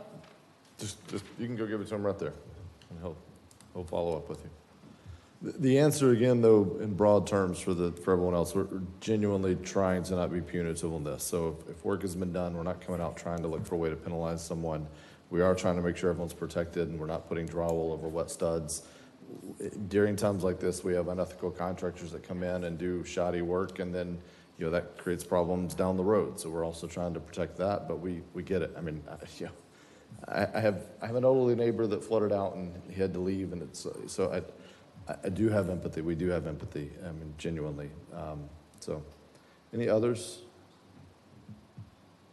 Any others for public participation? All right. Seeing none, we're going to close public participation. Vice Mayor, do you have a comment? Yeah, I just want to make Go a ahead. quick comment. I want to thank you all for coming out tonight and sharing your stories. We're aware of them, the circumstances. Please get my email, my phone, reach out to me. I'll do anything I can to help you guys understand the process. And that is the easy part for us, should be to communicate what that process is to you all. So I'd be more than happy to come out and give you any information I can to help facilitate this process. So just a few things I want to say, and not to make excuses, but to try to explain, this is tough on multiple levels. And, some of what I heard was, well, one person works, so they weren't there. We had somebody going door to door, but they weren't there to get that. Some person was saying, well, their phone hasn't worked for 15 days. So If we try to go door to door, we're going to miss the person that works. If we try to do the phone, that doesn't work. So we try multiple ways to get the word out, and we have to, so if we try to call on the phone isn't working, we also try to send people door to door. We also try, we're going to try every way that we can, and we're going to learn some lessons from this as well and say, well, maybe in a case like this, when we have a hard-hit area, we just set up a tent. Just send somebody, I'll volunteer the next time. I'll just go sit there and take names and phone numbers and take the records and figure out what we could do. I'll go there tomorrow. I don't care. So we'll figure that out. So that's we'll learn some lessons from this, but we do. It's not like we have sat back and done nothing, and it's not like we approach this without a heart. I also say, listen, my term is up in 15 days, so I'm not trying to win any votes. I'm not trying to win anything. I'm just telling you as a dad, as a husband, as a father, as a son of parents, as a neighbor of somebody that lost his house in a storm. I think we have a lot of great staff that try to do great work. I can't control every word that they say. Sometimes they say stupid stuff. I don't know if any of you guys have employees. Sometimes they say stuff that we wish they wouldn't say. Sometimes they've been yelled at all day, and so sometimes their patience is a little bit low because they have people like the gentleman here from Venetian Bay that clearly can't read the room, and he's concerned about his amenities while you guys are worried about your houses. So, we deal with a little bit here. And again, no excuse. We try to raise the bar for employees on a routine basis, and we have that conversation many times. But that is the reality. They're just employees, and we try to train them the best they can, but we can't control everything they say. Sometimes we hear stuff like this, and we go to Khaled, and Khaled goes to whoever, and we say, listen, it's not acceptable, and we try to make changes, but we're also understaffed. We also don't have enough employees to, I wish I could send 25 people to help you put up drywall, but we don't have the people for that. So, I don't have answers. I wish I could tell you we're going to make all of this pain go away tomorrow. I really can't. But I will tell you we're going to not only try to do better starting tomorrow. I think, Colin, we've heard some of this stuff directly, and I think we're going to do everything we can starting tomorrow. If there's any resources we can help redeploy, you've heard this specifically from this area, and I feel like this is probably one of the hardest hit areas. So if we can concentrate everything we can here to try to expedite some of these things.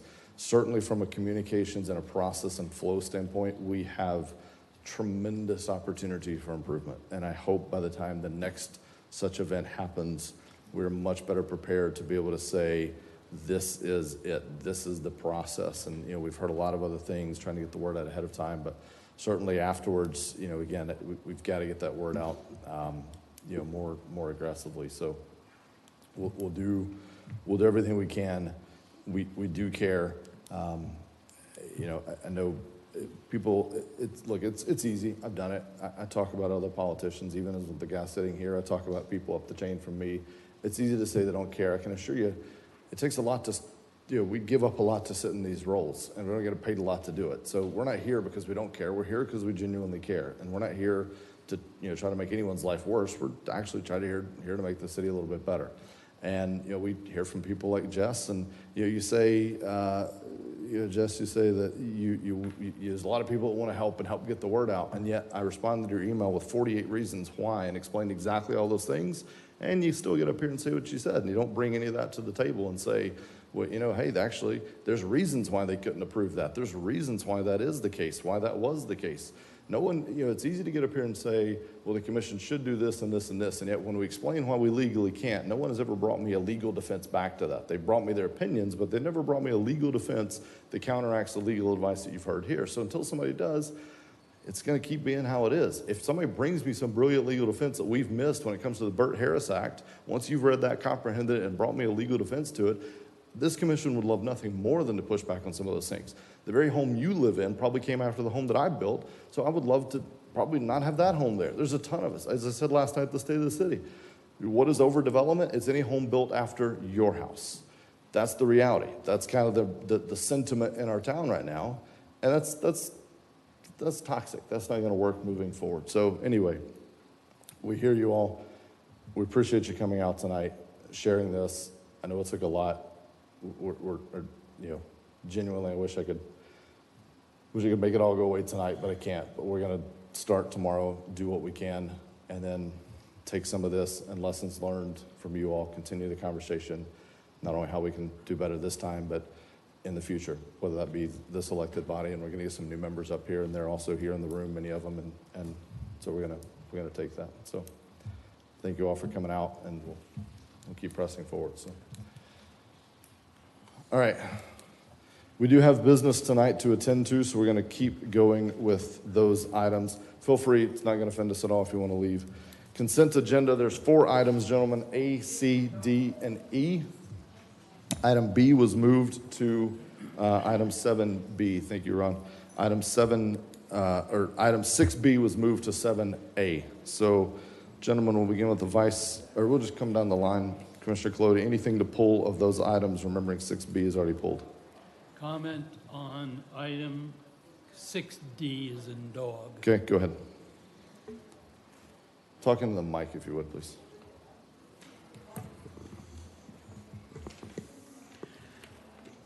For those people who take a look at a project such as this, they say, why are we spending this money now when that town is underwater? This project's been planned for a long time. We went out for bid. We actually came in under bid, which is a good thing. And the loan is partially to carry us through until we get reimbursement from the federal government. So I support it. Yeah. No, good call out. So sometimes we do stuff like that, just waiting on reimbursement. So, all right, any items to pull, Mr. Sachs? Happily, no. None, all right. Vice Mayor, Commissioner Hartman? No. All right, I have none as well. Do I have a motion to approve the consent agenda excluding item B? So moved. Second. I'll take the second from Commissioner Sachs. Last meeting, Commissioner Sachs, so we'll give you all the motions we can here. City Clerk, if you would call the roll, please. Commissioner Sachs? Yes. Commissioner Colodi? Yes. Commissioner Hartman? Yes. Vice Mayor McGurk? Yes. Mayor Owen? Yes. Thank you. Consent agenda is approved as presented. Item 6B, we moved to 7A, so we'll hear that item now. Good evening, everyone. Thank you for having me back again. I know we started this conversation at the last meeting. We started talking about the commissioner benefits that we wanted to get codified. I wanted to make sure, just to clarify, I think I gave you too much information last time. I got us a little bit off track, and I apologize for that. But our goal here is really to codify the benefits that are given. And so those benefits, just as a very quick review, since I've been part of the city, have been to provide medical, dental, and vision benefits paid at 100%. Life insurance policy at $25,000 and participation in the FRS. The only difference that we are recommending for this, to codify this, is that in lieu of the medical, commissioner or mayor would be able to elect to have a stipend applied that would be the same cost as the lowest employee-only cost for a medical plan. So that's the only difference. I'm here to answer any questions that you have about it and let you all discuss. All right, any questions or comments on this item? So again, we're really just codifying. There's one change. We can take or leave the change, frankly, but I think it's a fair change. To me, we should do something. We should at least codify what we're doing today, because it's always good to do it at this time. You don't want to hand that to a new commission to do. So we should codify what we're doing today. If there's other changes, if we want to look at other changes to the benefits, frankly, this commission's out of time. So the next commission can tackle that if they want to make other changes. But I think at a minimum, we should codify. I support the inclusion of that stipend. That's very common in the workplace, especially at the upper tier positions, which, by the way, we happen to represent, where an executive's given the option of which benefit is matters to you, because at that point in your career, you typically have accrued some other benefits, and so you may not need this, but you may want that. So that's kind of where we're at. So any comments on 7A, Commissioner Hartman? So what is the minimum that an employee gets now? What would the stipend be? The stipend would be about $591 a month. Okay. Is that a taxable income? It would be, yes. And there's taxes associated with that, so we really don't know what the fiscal impact is going to be, knowing that we just raised the millage rate. We may have to raise it again next year because of salary commitments. So I'm not comfortable with this until I really truly see a fiscal analysis on how this really affects us. I like the idea of the stipend, but if the stipend is going to end up costing us more than what we end up would have paid just for the benefits. I don't know where fiduciary, where we are with that and why we would do that. The other questions I have is FRS. FRS, I've been told for several years by staff that this is the most expensive plan out there. So again, why are we going with something that's so expensive, especially when we're looking at possible more increases in next year's millage rate because of commitments we've already made through the union contracts, so forth and so on. It only affects this bunch. Those of us that will stay here will be grandfathered in, so it doesn't affect any of that. So why continue to offer FRS if it's truly not an affordable?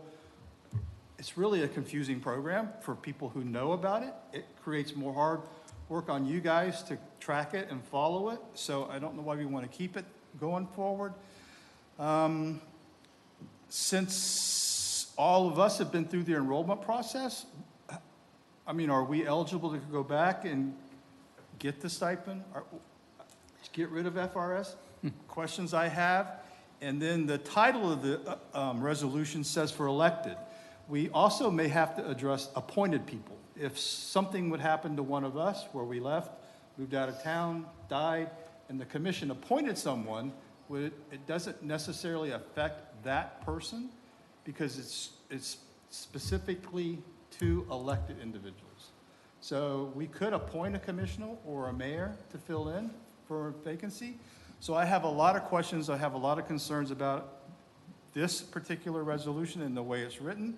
If in fact at some point in time we're going to do it as an ordinance, I think we should take our time and go through the ordinance process. So I cannot support this. Okay. Thank you. Mr. Colodi. I don't support it either. I especially don't support the stipend issue. If we go back to why we have health benefits plans, in our cases, it might not be 100% true, but the idea is to keep our employees nice and healthy and have that available so they can take care of themselves, to take care of us by doing their jobs. So I don't think any of us are in this for the money, but stipend, no, totally opposed to it, so I can't support it. Okay. Mr. Mayor, Heather, so from what I understand, families of commission members can still receive 100% coverage for their insurance as well? Currently, yes. And my concern was that sense of fairness, that other employees' families do have to pay 100% for their families. Correct statement? They actually pay 50% Oh, I'm sorry, for the dependents. 50%. Yes. So if the dais is getting covered 100 and the employees are only getting covered 50, there's still that bit of unfairness, and because premiums are so expensive for a family of four. I've heard the story, gosh, for 8 years, and it was expensive back then, always will be. So I can't support it either, but I appreciate your hard work and looking at it. I don't like to take things away from future commissioners or mayors, but we get some good benefits, which I didn't know at the time and didn't take advantage of, but that's much, a little much, so for that reason. I know you haven't spoken yet, but at this point it doesn't matter because we're on. I'll give Go ahead. a quick opinion. All right, go ahead. You know, with respect to the stipend, I'm flexible on that. I could support that. I don't want to get into the other issues because I think tonight was simply to deal with the stipend. So I'm comfortable where everything's at. If we wanted to add some sort of stipend at the lowest level, Yeah. I could go along with that. So a couple of things to address a few of these points. We may not get progress today. Frankly, it's not really going to impact me. I'm just trying to do what I think is the right thing to clean this up. So to your point, typically how this is done is it's the taxes are backed out. So if the rate, let's say the insurance is, the premium is $500 a month, then you get 17.5%, or what is FICA now? 17.5%, right? 7.65. 7.65, sorry, 7.65%. You just reduce the premium by 7.65% to make up for FICA because it is a taxable benefit. Income tax they pay on their own, but it's a taxable from a FICA standpoint. So you just prorate it down for that. It's typically how that's approached. All the other things, elected, appointed, I think it's nomenclature. I think we cleaned that up in the title. I think the spirit of this is clearly for the 5 people in the dais, so that I think could be cleaned up. The FRS, if we want to eliminate that, I'm okay with that. We can eliminate it.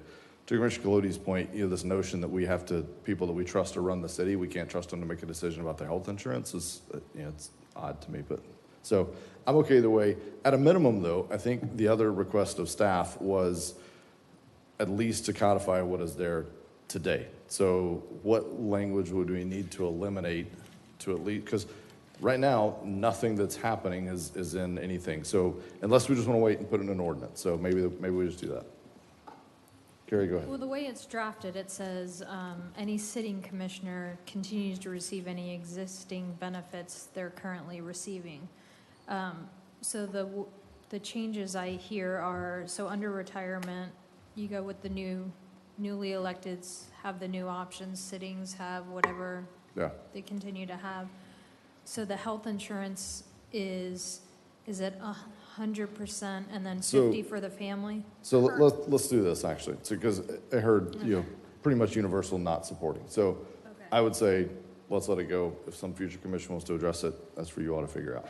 I didn't hear anybody that really got behind it overwhelmingly. So okay, is that okay with everybody? It's fine, but I like the idea of the stipend. I just want to make sure that it's not going to cost us more in the years to come, than whether we do or don't. In reality, it actually probably will cost less, because here's what tends to happen is if someone has the benefit somewhere else, maybe they only have, maybe the coverage isn't quite as good somewhere else, but they have full coverage. Well, if we offer them full coverage here, they're going to come here and take the full coverage here. Whereas if we offer the stipend that's just at the single rate, not the full family, which the full family is what, $1,200 a month or something crazy? The lowest plan, the full family is $1,280, so $1,300. $1,280 a month for the full family. So in my case, if I had had that stipend option, I had coverage through my other employer. I had to pay a little bit, but I didn't pay $591 a month. So I probably would have taken the stipend. City would have only paid $591 versus the 12 or 6, whatever the number you just said is. So the city would have saved money the entire 4 years I've been in office. I would have come out ahead. My other employer is paying me a benefit they expected to pay anyway. So I think it all kind of shakes out in the wash, because that's how that typically happens and functions at the executive level in my experience. But that's just me. And your point on FRS is fine. I mean, I agree if we should eliminate it. If it's not a huge perk, I don't know. Am I in FRS? Is that what I'm in? Mm-hmm, you are. Okay, I don't know. I get a statement that says I have $12,000 or something dollars in there. I had heard when I got elected, by the way, on Nextdoor, that I got a lifetime pension. Turns out that is lifetime health insurance. I know, yeah. I was like, wow. I don't think 12 grand's gonna pay me for my lifetime though. Maybe it's $1 a day or $1 a month, $1 a year for the rest of my life. You get 12% of that. It's 3% a year for years of service, depending on how many years of service you have. It genuinely is? Yeah. Even, I thought you had to hit a certain threshold though. Either or, but as an elected, our rate of service is higher than a normal. So if you've been here 4 years, you probably have your 6 years of service in. So you technically could qualify for 3% of your salary for the rest of your life through FRS, if you chose that. But if you chose the investment portion, that's what I'm telling you. It's so confusing. It's very confusing. Yeah, I didn't. If you're not a long-term municipal employee, You should just be in the government investment employee, thing. it's too confusing to understand, and especially to administer it, with staff. It's, give me some money in my 401 or 457 if that's what you want to do, and I'm happy with it. So let's eliminate FRS, include the stipend, and call it a day. And include appointed. And include appointed. Question. Yes. So currently, a stipend would not be offered to rank and file? No. Neither is full coverage paid 100% by the taxpayer. No. I mean, there is a difference between us and rank and file, and that's just. So I've had that conversation, and I certainly support that for rank and file, but on a larger basis, I think we truly need to find out, to do the fiscal analysis on those numbers for rank and file. Agreed. And again, typically when you study, and we could have an HR expert talk to us about this, but when you study, there's a difference generally, and I know this is kind of a hot button issue, and I'm going to step in it, I'm sure, but executive compensation is different for a reason. When you have an entry-level employee that's coming in, they're often, behavioral economics comes into play, and we force certain decisions on them because frankly, there's usually not the physical and financial and otherwise maturity to make some of those decisions in their entry-level positions. So versus an executive level person is supposed to be able to make financial decisions that are in their best interest. That's kind of the nature of how that operates. So I mean, this is extremely common in the corporate workplace where a board or the C-suite is going to have a compensation package that has different variables than your rank and file employee. But this is very common in everyday workplaces in cities that I've worked for in the past. Yeah, I would support it. Yeah, for general employees. I'm just not going to have time to. It's going to depend on where our numbers are. And I agree. So at some point in the future, I would hope that we would look at that.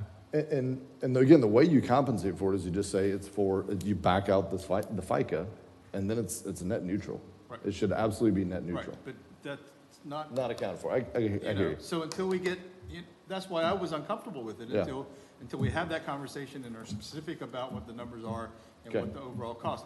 If it's gonna cost us more to provide the stipend than it would to do the insurance in the long run, then, I think that's just gonna add to So we have issues we're gonna face sometime in the future. But given that we could do it on a small group of body, and, even next year with general employees, it's a smaller group of body, because the three unions are all under contract, so it would be something that would have to be either MOU or negotiated with.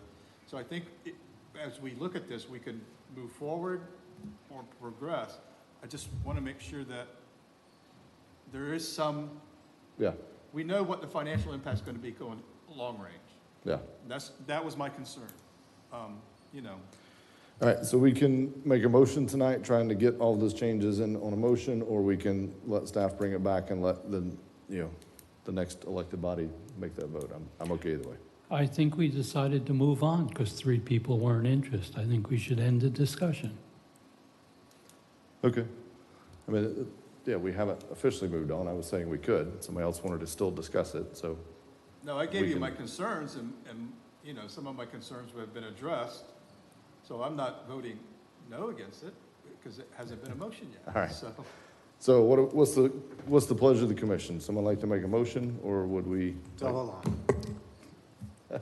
Let's go back to what changes, I'm comfortable with the stipend. Any other change, I'm not necessarily comfortable with. Include appointed, which is a nomenclature. Include appointed is fine. Yeah. And that eliminating FRS, which wouldn't affect you because you're grandfathered.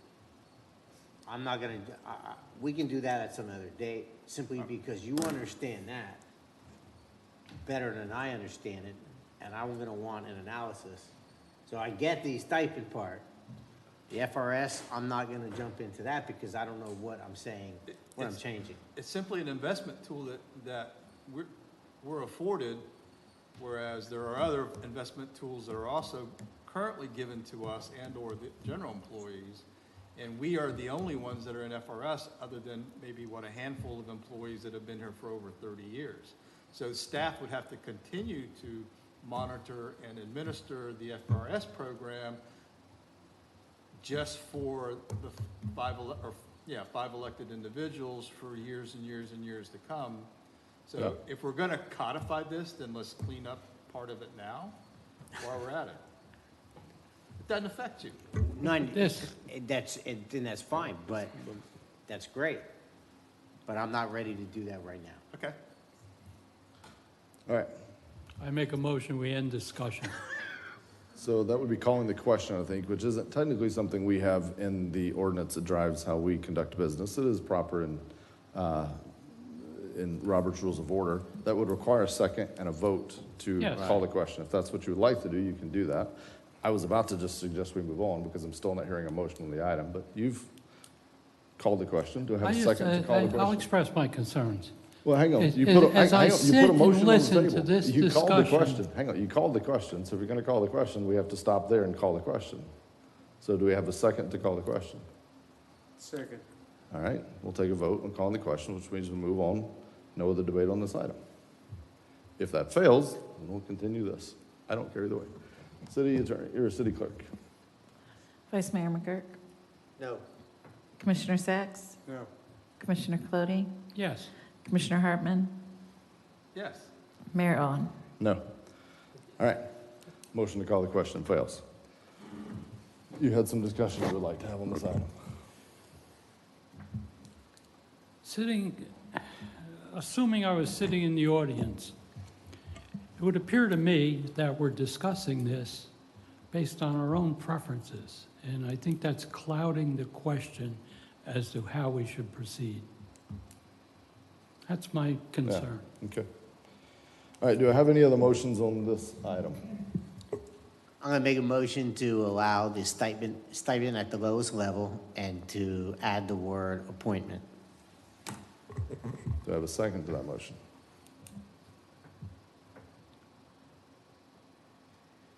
Hearing none, the motion dies for lack of a second. I couldn't tell if you were waiting to speak or not. All right, gentlemen, I suggest we move on. We're not coalescing around anything there. I think, hopefully future commissions, it's an issue they can take up. So, next item, items 8A, B, and C. City Attorney will read these. We're going to consider them individually, but we'll read them all at once and then go through the public hearing process. City Attorney.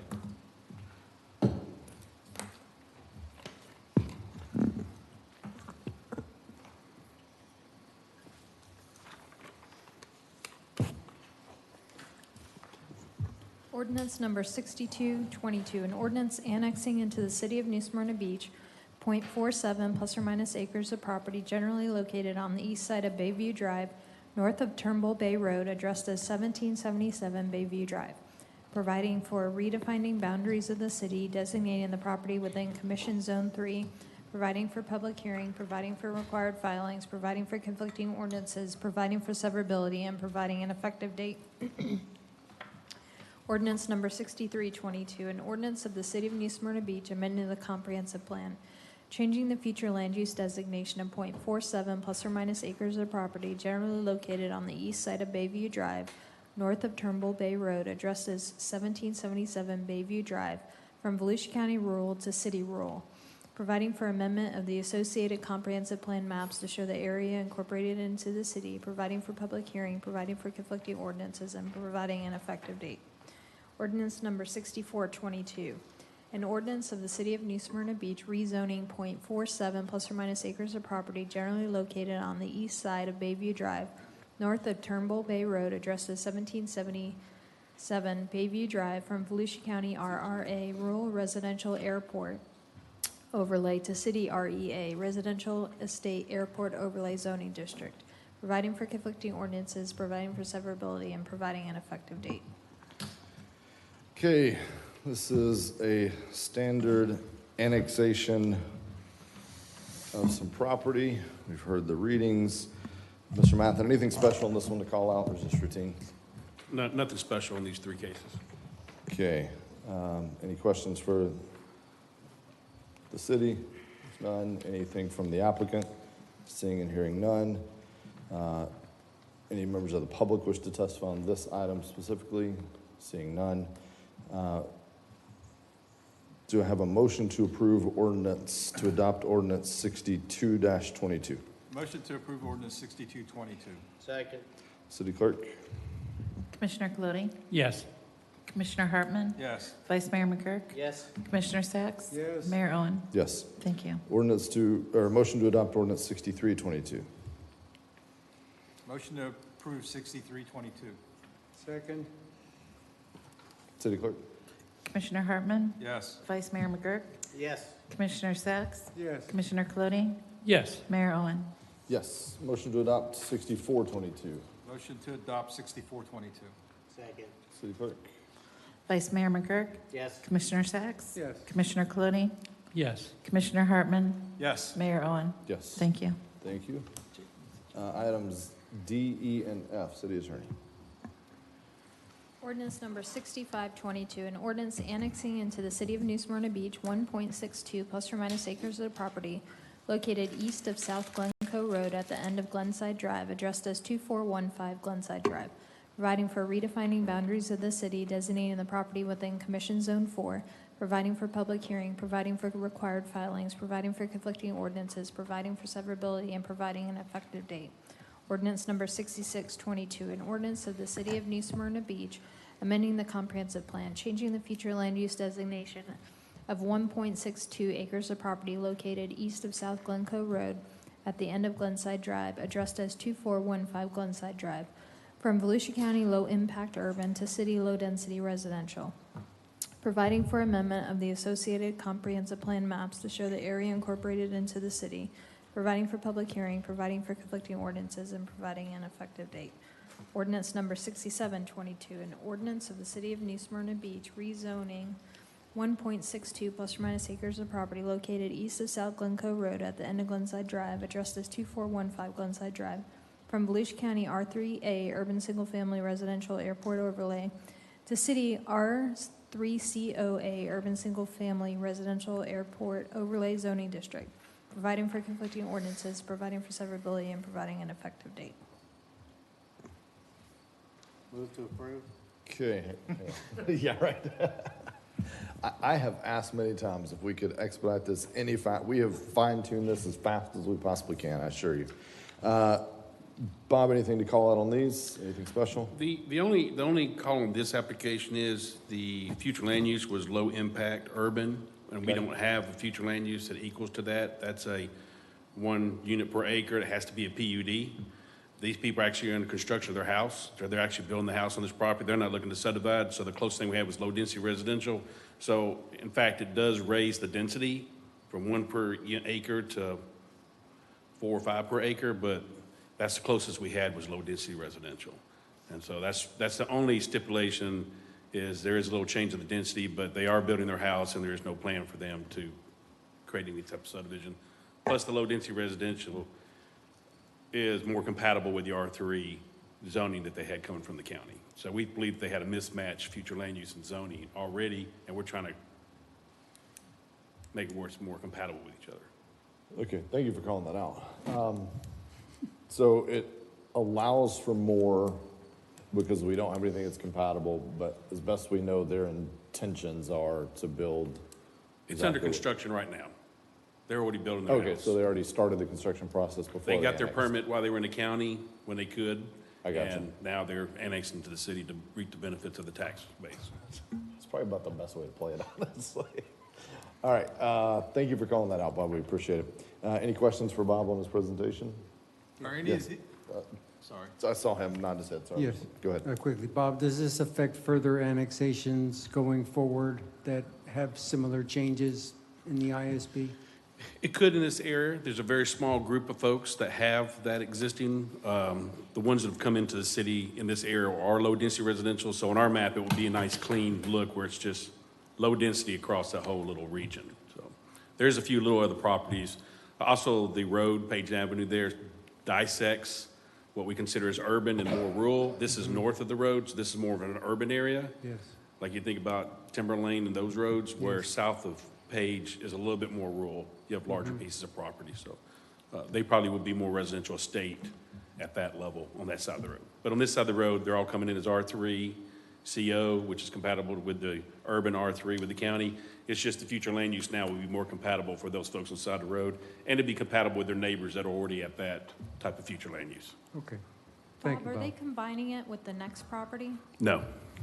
Yeah, I was about to ask. It's not related to the next one at all, the other 4 acres, because I do have some questions on that. Okay.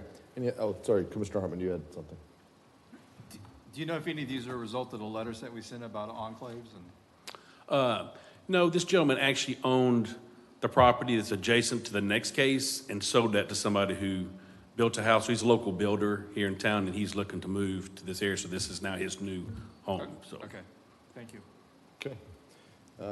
Any applicant here to speak to this? Seeing none, we'll close the applicant. Any members of the public wish to speak on this item only? Seeing none, we'll close that.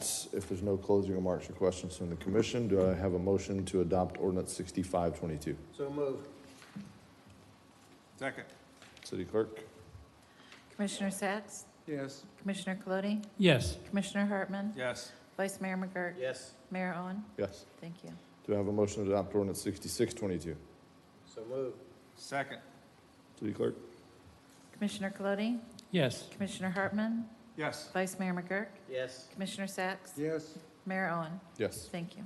And a motion to adopt 6722? So moved. Second. Thank you. City Clerk? Commissioner Hartman? Yes. Vice Mayor McGurk? Yes. Commissioner Sacks? Yes. Commissioner Colodi? Yes. Mayor Owen? Yes. All right, three more. Carrie? Ordinance number 6822, an ordinance annexing into the city of New Smyrna Beach 4 ± acres of property located east of South Glencoe Drive at the end of Glenside Drive, providing for redefining boundaries of the city, designating the property within Commission Zone 4, providing for public hearing, provided for required filings, providing for conflicting ordinances, providing for severability, and providing an effective date. Ordinance number 6922, an ordinance of the City of New Smyrna Beach amending the comprehensive plan, changing the future land use designation of 4 ± acres of land located east of South Glencoe Road at the end of Glenside Drive from Volusia County low-impact urban to city low-density residential, providing for amendment of the associated comprehensive plan maps to show the area incorporated into the city, providing for public hearing, providing for conflicting ordinances, and providing an effective date. Ordinance number 7022, an ordinance of the City of New Smyrna Beach rezoning 4 ± acres of property located east of South Glencoe Road at the end of Glenside Drive from Volusia County R3A, Urban Single Family Residential Airport Overlay, to City R3COA, Urban Single Family Residential Airport Overlay Zoning District, providing for conflicting ordinances, providing for severability, and providing an effective date. Okay, Bob, anything on this one to call out? This would be identical to the last one. The last three cases, this has the same future land use change where there is an increase of density.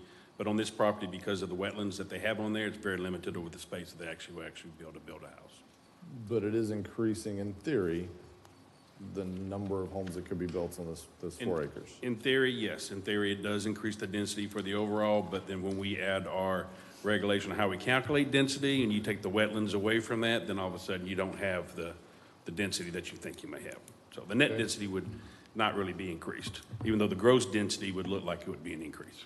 I gotcha. Quick question. Yeah.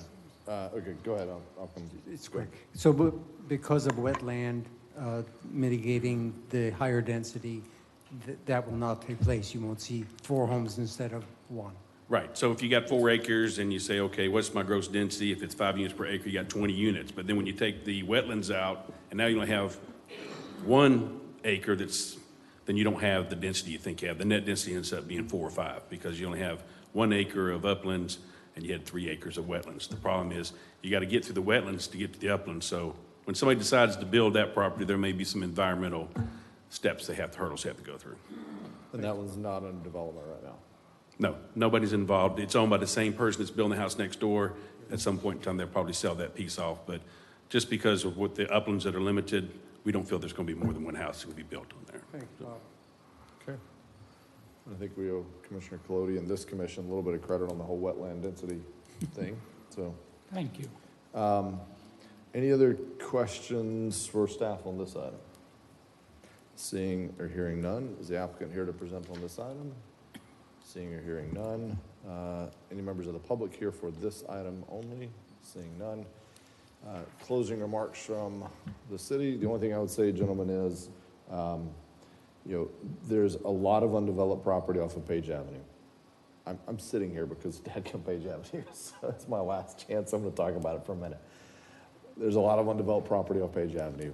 If we ever get the bright idea to connect that all the way through and make it an alternate thoroughfare, which is not going to solve any traffic problems, it's going to create ones, a lot of that property will be developed. One of the first phone calls I took when I got elected was somebody that called me. They had no clue where I lived and why I had ran for mayor. And they called me to talk about how they had this grand vision for Page Avenue because they had heard the city was going to be putting a road through there. And so they were so excited to share with me their development plans for the thousands of acres or however many hundreds of acres are back there. So I'm probably not the guy you want to talk to. So just something to put on the radar. I'm going to support this tonight. I think you're right. It is all wet. That was all under 3-4 feet of water in this past storm event. So I think we've learned some lessons there. But anyway, just my last plug for that. Do I have a motion to adopt 6822? So move. Second. City Clerk. Commissioner Sacks? Yes. Commissioner Colodi? Yes. Commissioner Hartman? Yes. Vice Mayor McGurk? Yes. Mayor Owen? Yes. Thank you. It'll be your last section of the Bob section of the agenda for you All right. and for Mr. Sacks. Do I have a motion to adopt ordinance 6922? Motion to adopt ordinance 6922. Do I have a second? Second. I'll take a second from Commissioner Sacks. I heard it. Commissioner Kelly. Vice Mayor McGurk? Yes. Commissioner Sacks? Yes. Commissioner Colodi? Yes. Commissioner Hartman? Yes. Mayor Owen? Yes. Thank you. Motion to adopt ordinance 7022. Motion to adopt 7022. Second. City Clerk. Commissioner Colodi? Yes. Commissioner Hartman? Yes. Vice Mayor McGurk? Yes. Commissioner Sacks? Yes. Mayor Owen? Yes. Thank you. 7122, regulation of e-scooters. City Attorney will read this the second time by title only. Ordinance number 7122, an ordinance of the City of New Smyrna Beach amending the Code of Ordinances, amending Chapter 70, Streets and Sidewalks and Other Public Places to regulate the use of micromobility devices within the city, providing for codification, providing for public hearing, providing for conflicting ordinances, providing for severability, and providing an effective date. Okay. Do you have a report on this? Anything to clarify? Yes, back in August, there was interest in looking at e-scooters and possibly not allowing them specifically on Flagler and Canal because of the high pedestrian activities, especially during special events and issues we had with pedestrians getting mowed over and, the safety issues that come with them. So I looked at quite a few cities. I attached a few of them for you all to be able to review them. I looked at more than that in my research. Some larger cities like to embrace the scooters. They're more like college town type of activities. Many cities like to not have them. Specifically, Winter Park has designated areas where they do not allow them. So what I did is I took our designated special parking districts and kind of overlaid them. Currently, we do not allow bicycles on sidewalks in shopping districts, in the business districts. So I expanded upon that area of the code and expanded, it's not just bicycles, it currently was bicycles and skateboards. So expanded it to include scooters, electric bicycles and all of that. So they're not allowed on sidewalks in the Flagler Avenue Special Parking District, the Mainland Special Parking District. So that's the usage of them portion of it. And then there also is a provision in here that does not allow outside companies like the Lime, Bird Lime, those, to stage them in our public rights of ways or in a public park or other public property for the purpose of advertising them or staging. Sometimes you'll see them set up in big cities in public sidewalks, so they cannot do that in the city of New Smyrna Beach. So that's what you have before you. If you're looking for changes, I'm open to criticism, critique, whatever you may have. Tried to marry all the different ideas that were thrown out there, so happy. Yeah, and this doesn't immediately solve the problem overnight. It really just gives us some tools in the tool belt to try to fight back. And to me, you said it well, if we don't allow bikes on the sidewalk, we probably shouldn't allow motorized bikes on a sidewalk. It's kind of the halfway point between a motorcycle and a bike. The e-scooters, again, I saw it with my own eyes. These things cause problems. Anything we can do to give ourselves some power. I talked to staff about, giving us the power. If they're on our right of way, somebody leaves their bird somewhere, can we go pick it up, impound it, charge them $500 to get it back? Like, we should make this difficult. This is something that we shouldn't have in our city. It doesn't work for the intended purpose. Again, I've told the story when I travel. I use these sometimes. I was in Austin. I use these to get around. It kept a car off the road. In our case, it's a joyride activity. It is a joyride activity. It's not a transportation mode. So I don't know if this is the perfect solution yet. I don't think it causes any more problems. It gives us at least some tools on the tool belt, and then future commissions can continue to attack it. So any comments on this from the commission? Then we'll hear from the public, and then we'll wrap up this item. Any comments? Here. No, I mean, this is the second or third time that we've done something with good intention and then within a year or two had to come back and kind of clean it up. So I think that's a pretty good record, actually, you know, for all things considered. So yeah. My only concern is enforcement. Sometimes these things that we've enacted are difficult to enforce. So Chief's got his hands full. So, you know.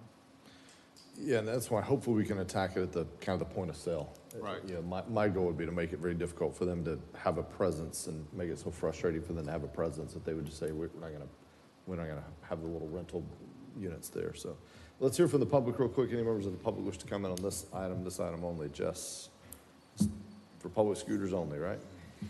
All right. I would recommend that you make it a policy that only 21 and older can rent these things here. It appears that kids are the most ones that use these all the time. Make it a 21 and over, makes it a little less crowd's gonna happen here. If you make that policy, some of the problems may go away. Yeah. Now, as far as what's gonna happen with, if I'm the father and I rent one, I give it to my kid, well, that father should get fined a lot of money for allowing a kid to drive it, for one thing.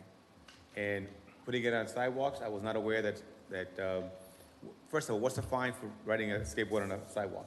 Is there a fine? I can't quote it. We have but our I'm sure general there is. provisions in our city code of 114, so we have fines up to $500 that can be imposed. So we have civil fines, we have code enforcement, we have different tools available to us. All right, so that's something we can also do that too. So that's, Yeah. I'm not for it, not against it. I'm just saying something for a toolbox there. Yep. And one thing on that, good idea. I mean, I'm not opposed to any of that. The problem is, Chief can tell you, you say you limit it to 21 and over, and then they say, well, my dad rented it. The dad says, no, I didn't. It's hard to enforce. Now we're stopping people, checking ID.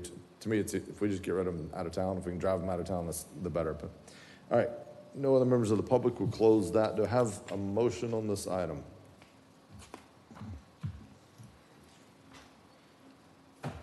Motion to support ordinance 7122. So I'm going to interpret that as approve. Is that an appropriate? Approve. Okay. Yes. Motion to approve ordinance 7122. Do I have a second? Second. No other discussion. City clerk, call the roll. Commissioner Hartman? Yes. Vice Mayor McGurk? Yes. Commissioner Sacks? Yes. Commissioner Clody? Yes. Mayor Owen? Yes. Thank you. Thank you, City Attorney, for your work on that. No first readings, boards and commission, which means there'll be no second readings next meeting. A mayor-elect. Gonna get an easy first meeting. Because we have no first readings, that means you have no second readings, so. All right, boards and Really? commissions. Tim. Really? The first meeting's going to be an easy meeting? Like the last That's on purpose. What's that? It's on purpose. I know. And we're gonna have a moratorium thing, but no, that won't even be on the first meeting. One after that, serve you up Still a have to go softball. to the PSZ. All right, police pension boards, boards and commission, reappointment of 2 members. Kelly, do you have a report on this? Yes, the terms of Joseph Worst and Jonathan Thompson expired on October 1st. Joseph Worst has served as the legal resident who is not a New Smyrna Beach pension plan participant, and Member Thompson has served as the member chosen by the previous 4 members. The board did have a meeting on October 13th, and they did select Jonathan Thompson. They wanted to reappoint him for another 2 years.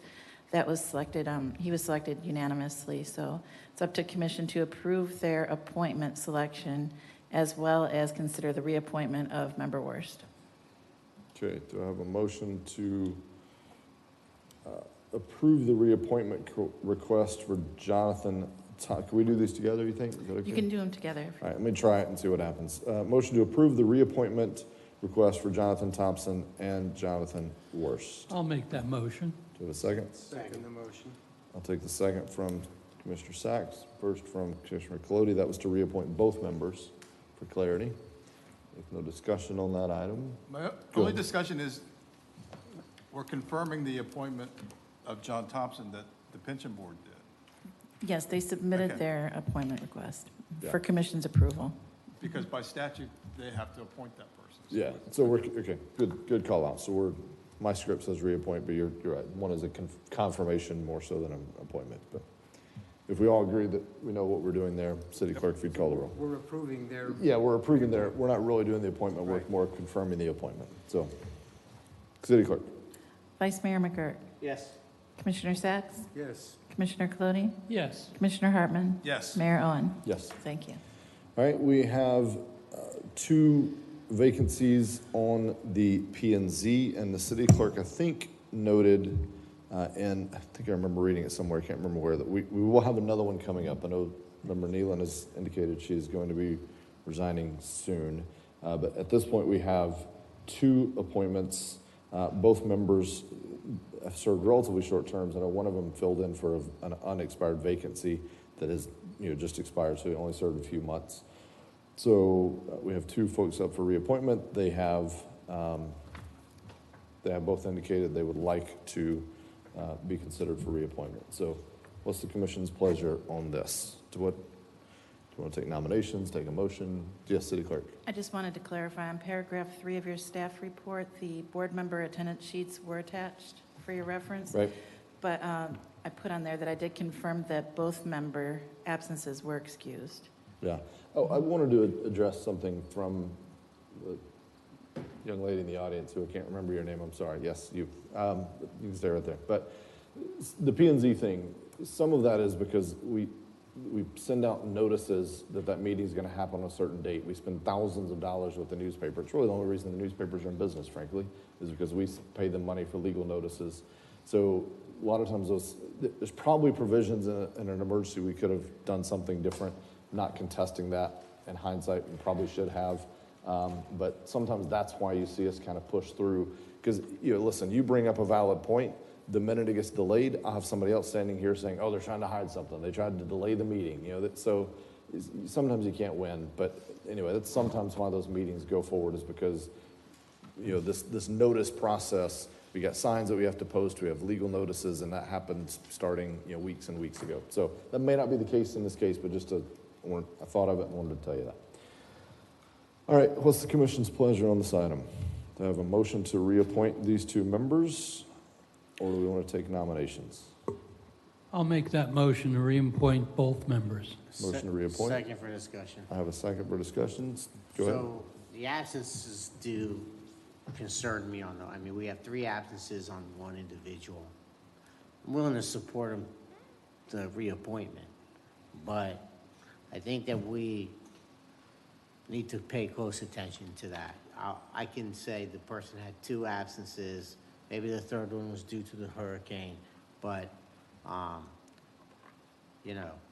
don't know what, maybe they have some medical issues or something. I don't want to, that would justify it, but at some point, they need to police themselves, or we need to start policing absences on these boards. I've appointed a lot of people to boards, and that's probably the number 1 most important thing they can do, is at least show up. So I just wanted to go ahead and state that. Do we have something, City Clerk, City Attorney, do you know? I see, I'll come to you.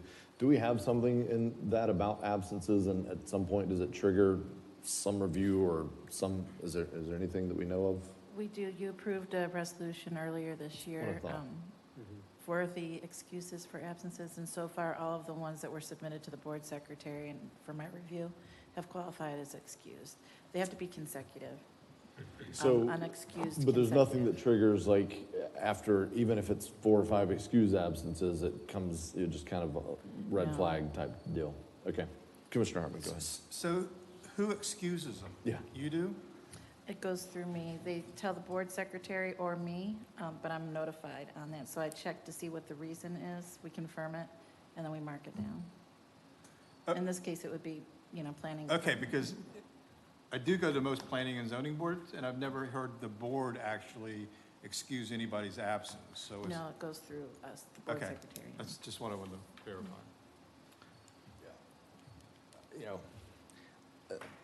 I think it's a touchy area. I think there just should be, maybe it's just kind of guidance that the commission gives to staff and says, hey, if after 4 absences, excused or not, just kind of give a heads up, put it in the clerk's report or something, just to kind of say, hey, this is an issue. Maybe the person that appointed that person reaches out and says, hey, are you going to be able to fulfill the duty? Like, you're kind of making me look bad here. So just something like that.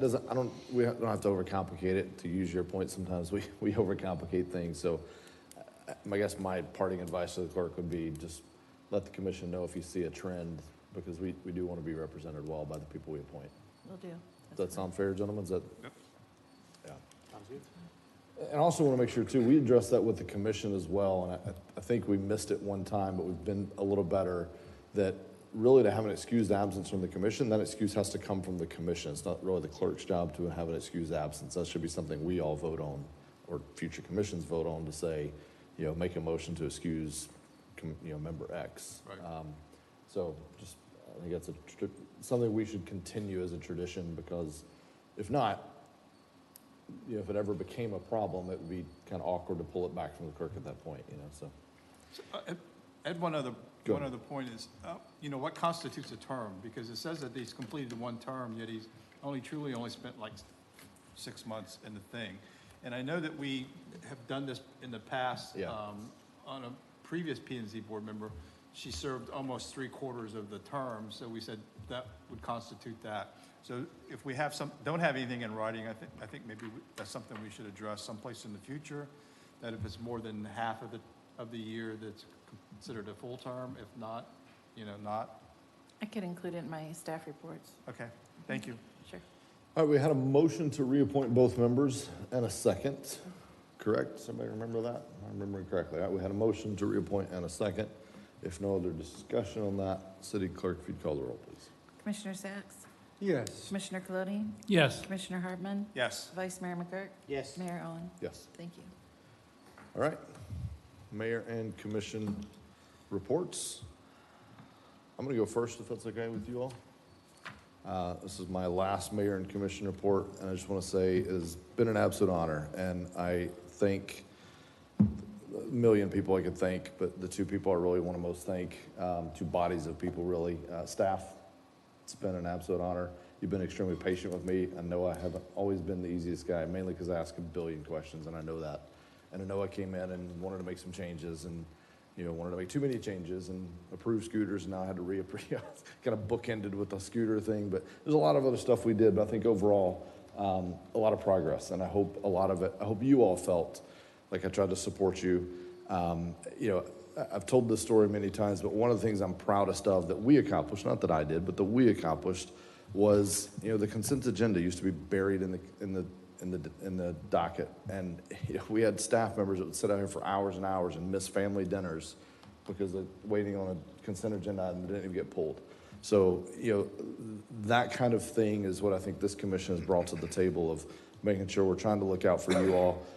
We don't always get it right, and I think I've been the first to kind of call you to task sometimes when we have situations like earlier today, but we had some misses there. I mean, I don't know the full story. I know I've just heard that half. There's probably another half. There always is.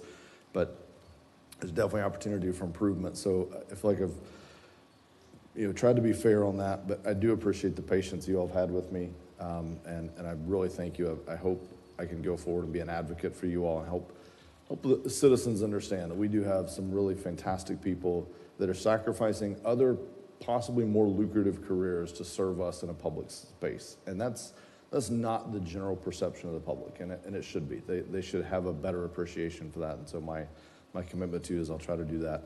And my second thank you really is to this body.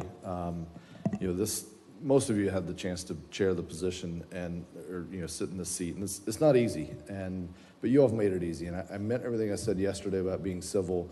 Not that we always agree, but I genuinely appreciate that.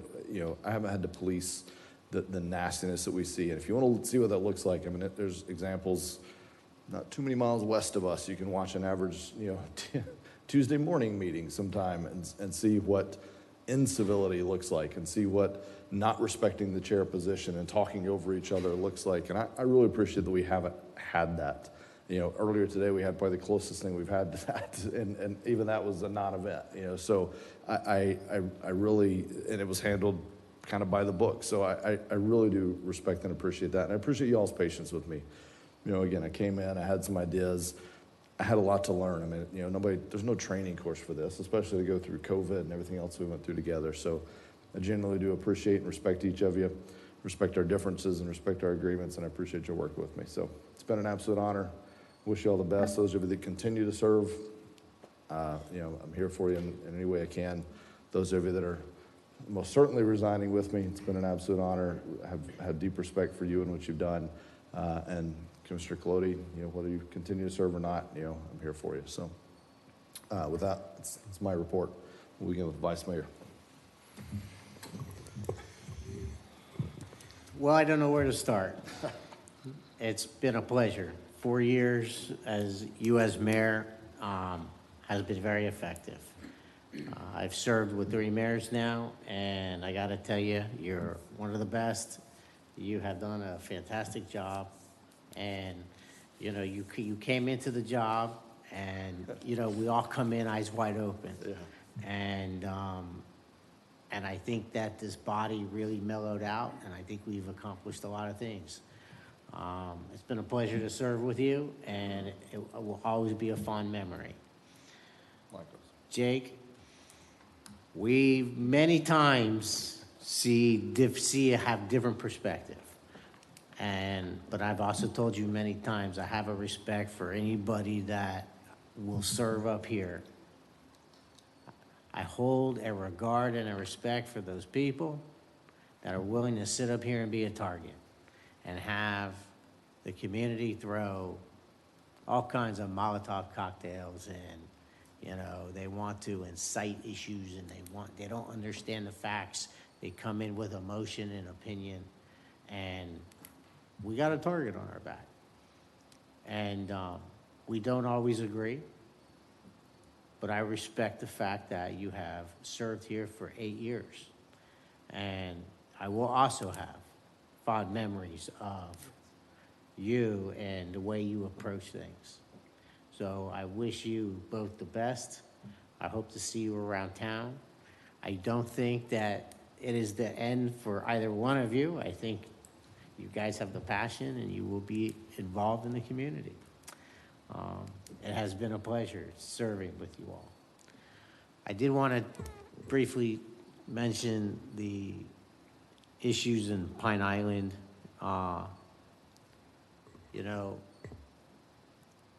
That's raw emotion. And I've spoken with city manager many times about that kind of situation and the hopelessness and helplessness that people feel. They don't understand. They're at wit's end. And it's our job to do 2 things. We take it on the chin, and we listen to them, and then we try to help them. And the other thing our job is to try not to exacerbate or make worse the situation they're in. And that's hard. It's very hard because we can't anticipate all the different scenarios. And just listening to the one woman talk about the home that she wants to rebuild, or what does she do with the insurance money in a home that has been a repetitive loss, repetitively flood. There's a history on that home in Sunset.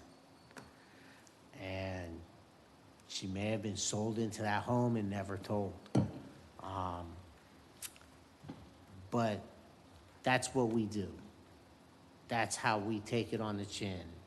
And we take these people, we hold their hand, and we help them the best we can to get them out of the terrible situation that we're in. It's not easy. We have an entire organization here with many moving parts. But that's what keeps me coming back, the hope that we can help people like those who spoke tonight, who so desperately need our help in a time when they don't have anything. They've lost so much. So to take their hand and hold their hand and walk them through the process it's my honor to do that, and we will keep focused on making sure that we can help these people get back in their homes or help them as much as we can. Mayor, I think you said mentioned an attorney, the first thing that was going through my mind, we can't give them legal advice, we can only try to help them, but some of these situations are very complex. And it's not just us. It's gonna have to do with attorneys and what their resources are to tackle their situation. So, I love the fact that we listened to them. We didn't get defensive. And we all honestly want to help these people as best we can. So again, I'm honored to serve with y'all up here, and it's a great thing to see and be part of. Thank you, Mayor. Thank you. Commissioner Howard. So since Jesse's still here, I'm the one who forwarded your email to Ron, because he's in charge of development services right now. So I thought he was the best person to answer that question. So I forwarded the email to him, and I appreciate the response that he gave back to you. I thought it was very thorough and very timely, which was very good.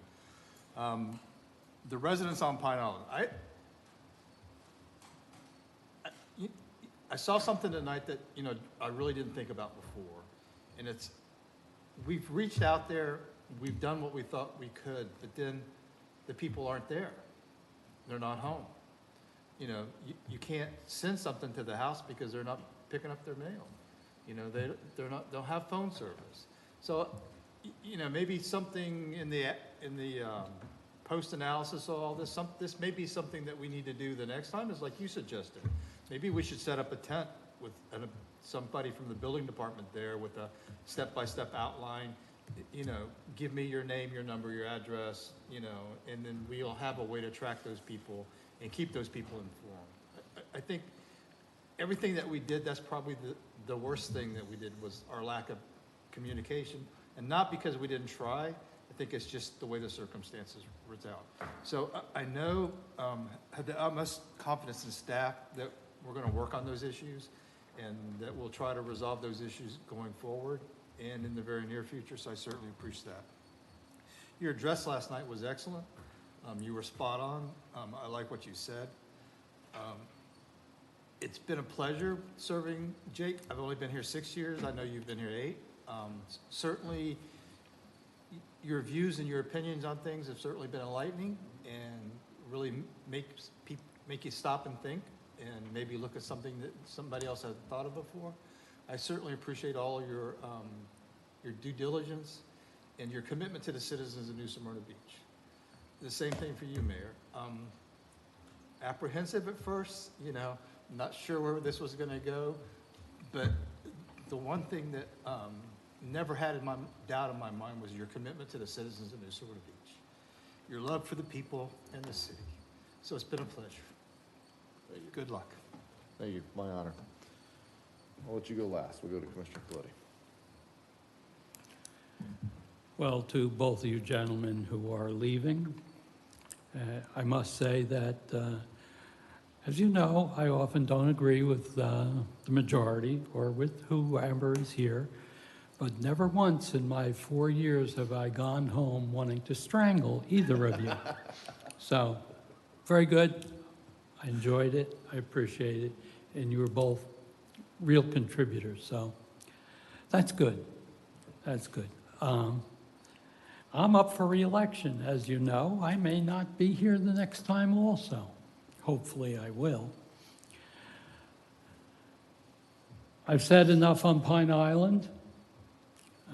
I have big opinions as to where we should go. If I am re-elected, I'm going to be more persistent than I was in these first 4 years about getting what I feel is the best for New Smyrna. And I look forward to that. One item that hasn't been discussed, has nothing to do with anything we talked about, is because of the hurricane, we took prudent steps and we closed the Barracuda Bridge. It's still closed. Now, it's a project that's going to be run by the state. And one thing that they would do is they would not even start the project until a detour plan was put into effect. It's now been almost 2 or 3 weeks. We have no detour plan. I've talked to the city manager. There is one way in and out of my neighborhood, Venezia, Dolphin Cove, Venetian Villages, and the Marine Discovery Center. The entrance to those over 300, well, probably 300 homes, has been moved about a quarter mile west. Nobody going to the Marine Discovery Center knows that. They all go to Barracuda, and what it does becomes very frustrating for them. They make U-turns in the middle of the street.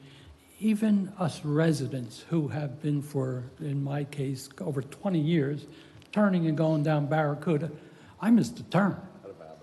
And Merck's parking lot gets very busy. It's hazardous. People who don't know where they are and think they know where they are making turns out in public.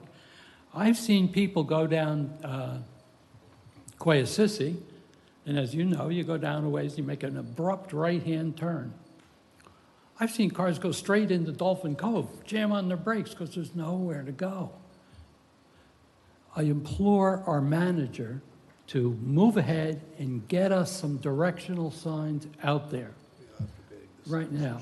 We've spoke a number of times. I've forwarded to you, and you've gotten directly, the Dolphin Cove manager saying what a problem they have. It affects everybody. People going to the beach in their golf carts. They now turn left on Quayasissy. They drive all the way around and they get to a barricade because they can't go any further. So they turn around and they're forced to drive down the street, North Causeway, in an area which is illegal for them to be on. We got it. It's extremely important that this be addressed. I don't need a response from you. You know what I've been saying. And I hope that if that's the last official thing I ever do here, I want it done. All right. So, thank you, all of you, for 4 years. I hope to be back, and I'm going to be worse next time. All right. Commissioner Sachs. Thank you, Mr. Mayor. So this is my last chance, gentlemen, to fumble words and maybe go on a little too long. But I just want to share with you the gratification, the deep honor, and the chance to make a pledge to the people who elected me, and the chance to work for those who didn't elect me as well, to help make this a better city. We know that's part of our oath, and I think we're all fulfilling it in our own way.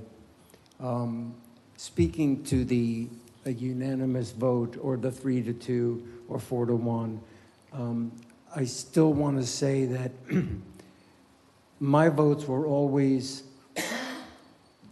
thoughtful, never had any malice in mind. And I believe it's a healthy process that we have to go through sometimes to look at those alternate and unforeseen circumstances that can arise from the decisions we make. So let me leave that aside and talk about the people who we work for. Aren't we proud to be New Smyrnans? I mean, what a great little city. I mean, anybody can, people can say that, and Port Orange can say that, but New Smyrna is just a tremendous place. I saw it happen during the storm, after the storm. I was taken aback and like in shock when my wife and I agreed we were blessed, the tiniest bit of damage. And a woman tonight came totally damaged, totally without, and she said she's blessed. So that's so moving. All the things that I'm so grateful to have done with you all and to have tried to spearhead myself, I'm a happy man because I've actually succeeded with your help to do these things. And I think we help all to make this a better city. And I hope we continue. We do have those strengths, weaknesses, threats, and opportunities. And so maybe this is an opportunity. Hopefully, people will climb out of the wreckage and stay and make things better, and we can make a better, safer city for them. But I know those initiatives that started a long time ago, 8 years ago, with a different commission. I know, Jason, you were with me. Some of those things were even laughed at, but things we have to consider now in this fast-changing world that's challenging even our little city. Everything is local, everything. And I think we work well together best when we try to be agreeable with each other and try to cooperate and not to be so fringy or take opposing sides. We have accomplished a lot. The best thing that happens to me through this time is to hear a thank you. Just a thank you from a resident, because you know you tried, and sometimes you succeed. Sometimes you even have to say, I don't know if I can help you. I don't know if we can, but we'll try. And to have that opportunity to do that is one of the highest callings I can ever think of. That high honor almost brings me to tears. It is the best thing that you can do in the world, and maybe one of the hardest things, harder than being a firefighter, because you have to make decisions that may last a very long time. You're affecting people's lives, their pockets, everything. And just to have that opportunity to sit up here and try to make people happier, better quality of life has been the highest honor I could ever think of. And to share with you guys, it's been tops. So thank you to the citizens of New Smyrna Beach for that opportunity to serve. And thanks to staff, especially Colin. Couldn't get a lot of things done without you, really. You know, we've all had dust-ups here, but we worked well together. I think the mayor is right. We are a collegial body, and I hope it continues to be that for the city. So thank you, guys. Thank you, city. Agreed. Thanks, Jake. Quick thing real quick. So the next meeting is actually where we'll do like the swearing in and all those things. Do we need to cover did we already clear how that was all going to work? And are we, because that's technically not the city commission, that's the election committee, right?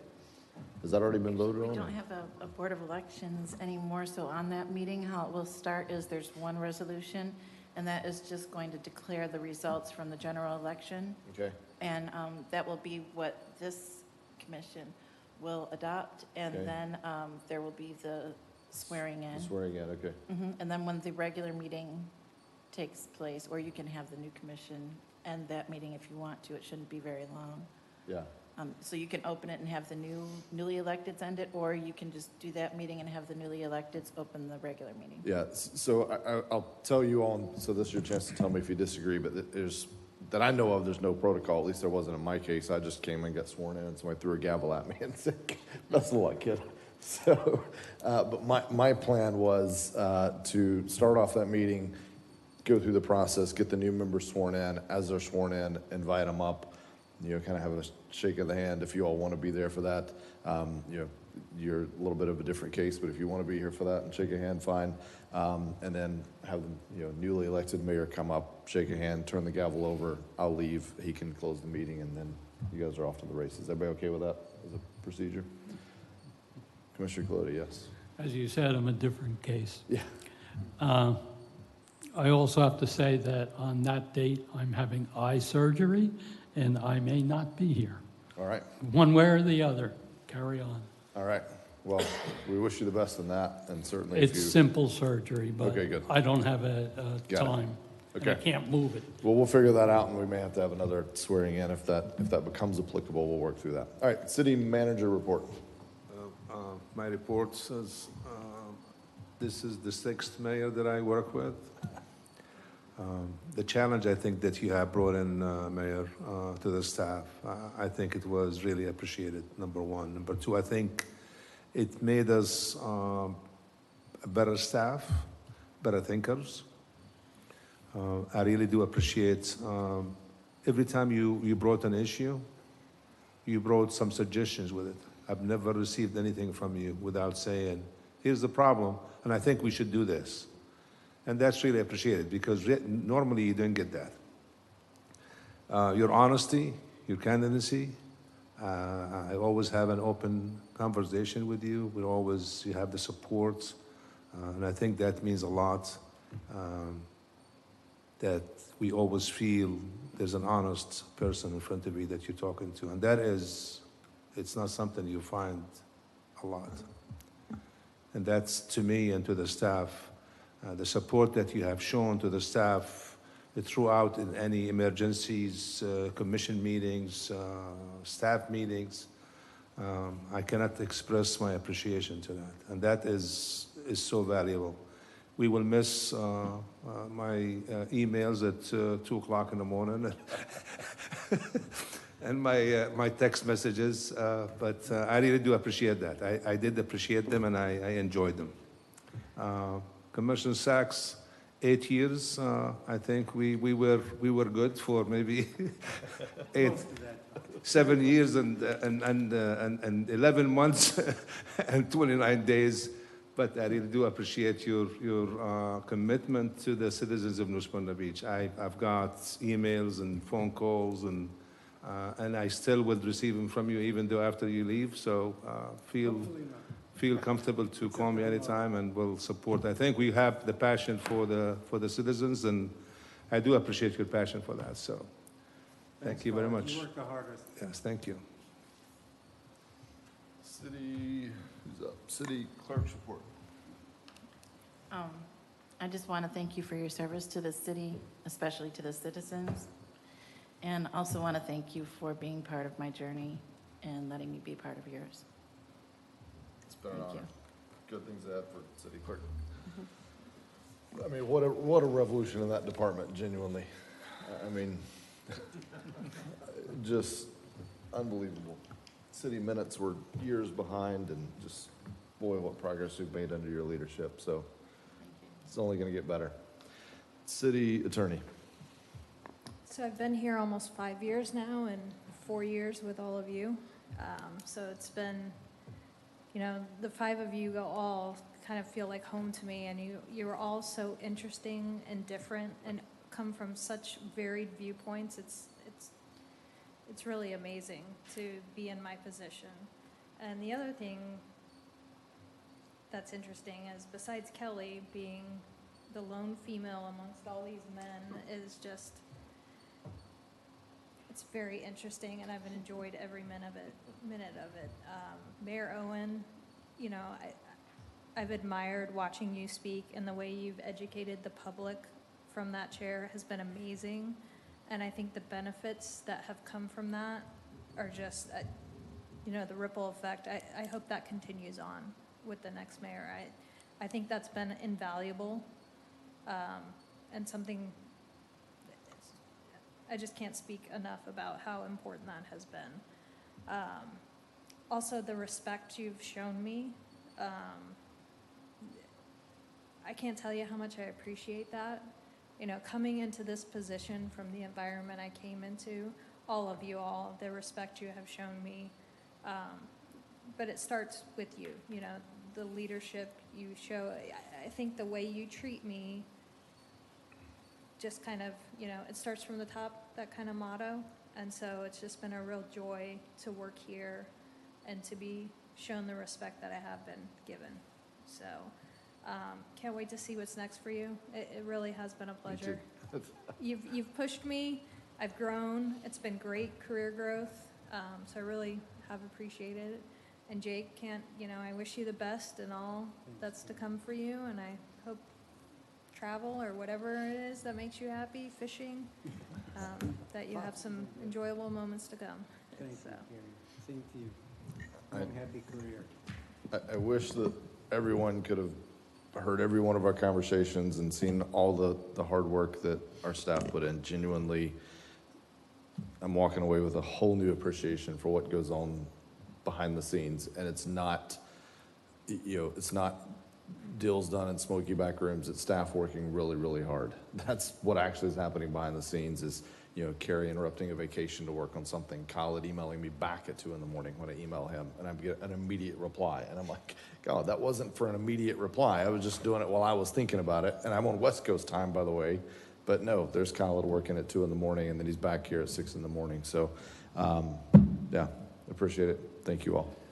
Mayor, before you close, just I want to remind everyone, on November 7th, Monday at 5:30, we have the farewell party at the Brannan Center, so just They a call it a reminder. retirement party, which feels like an overstatement for a guy that was only here 4 years. I think for him, it feels like a retirement party, but for me, it's like a farewell party. So, all right, if no other business before this board, this meeting is adjourned.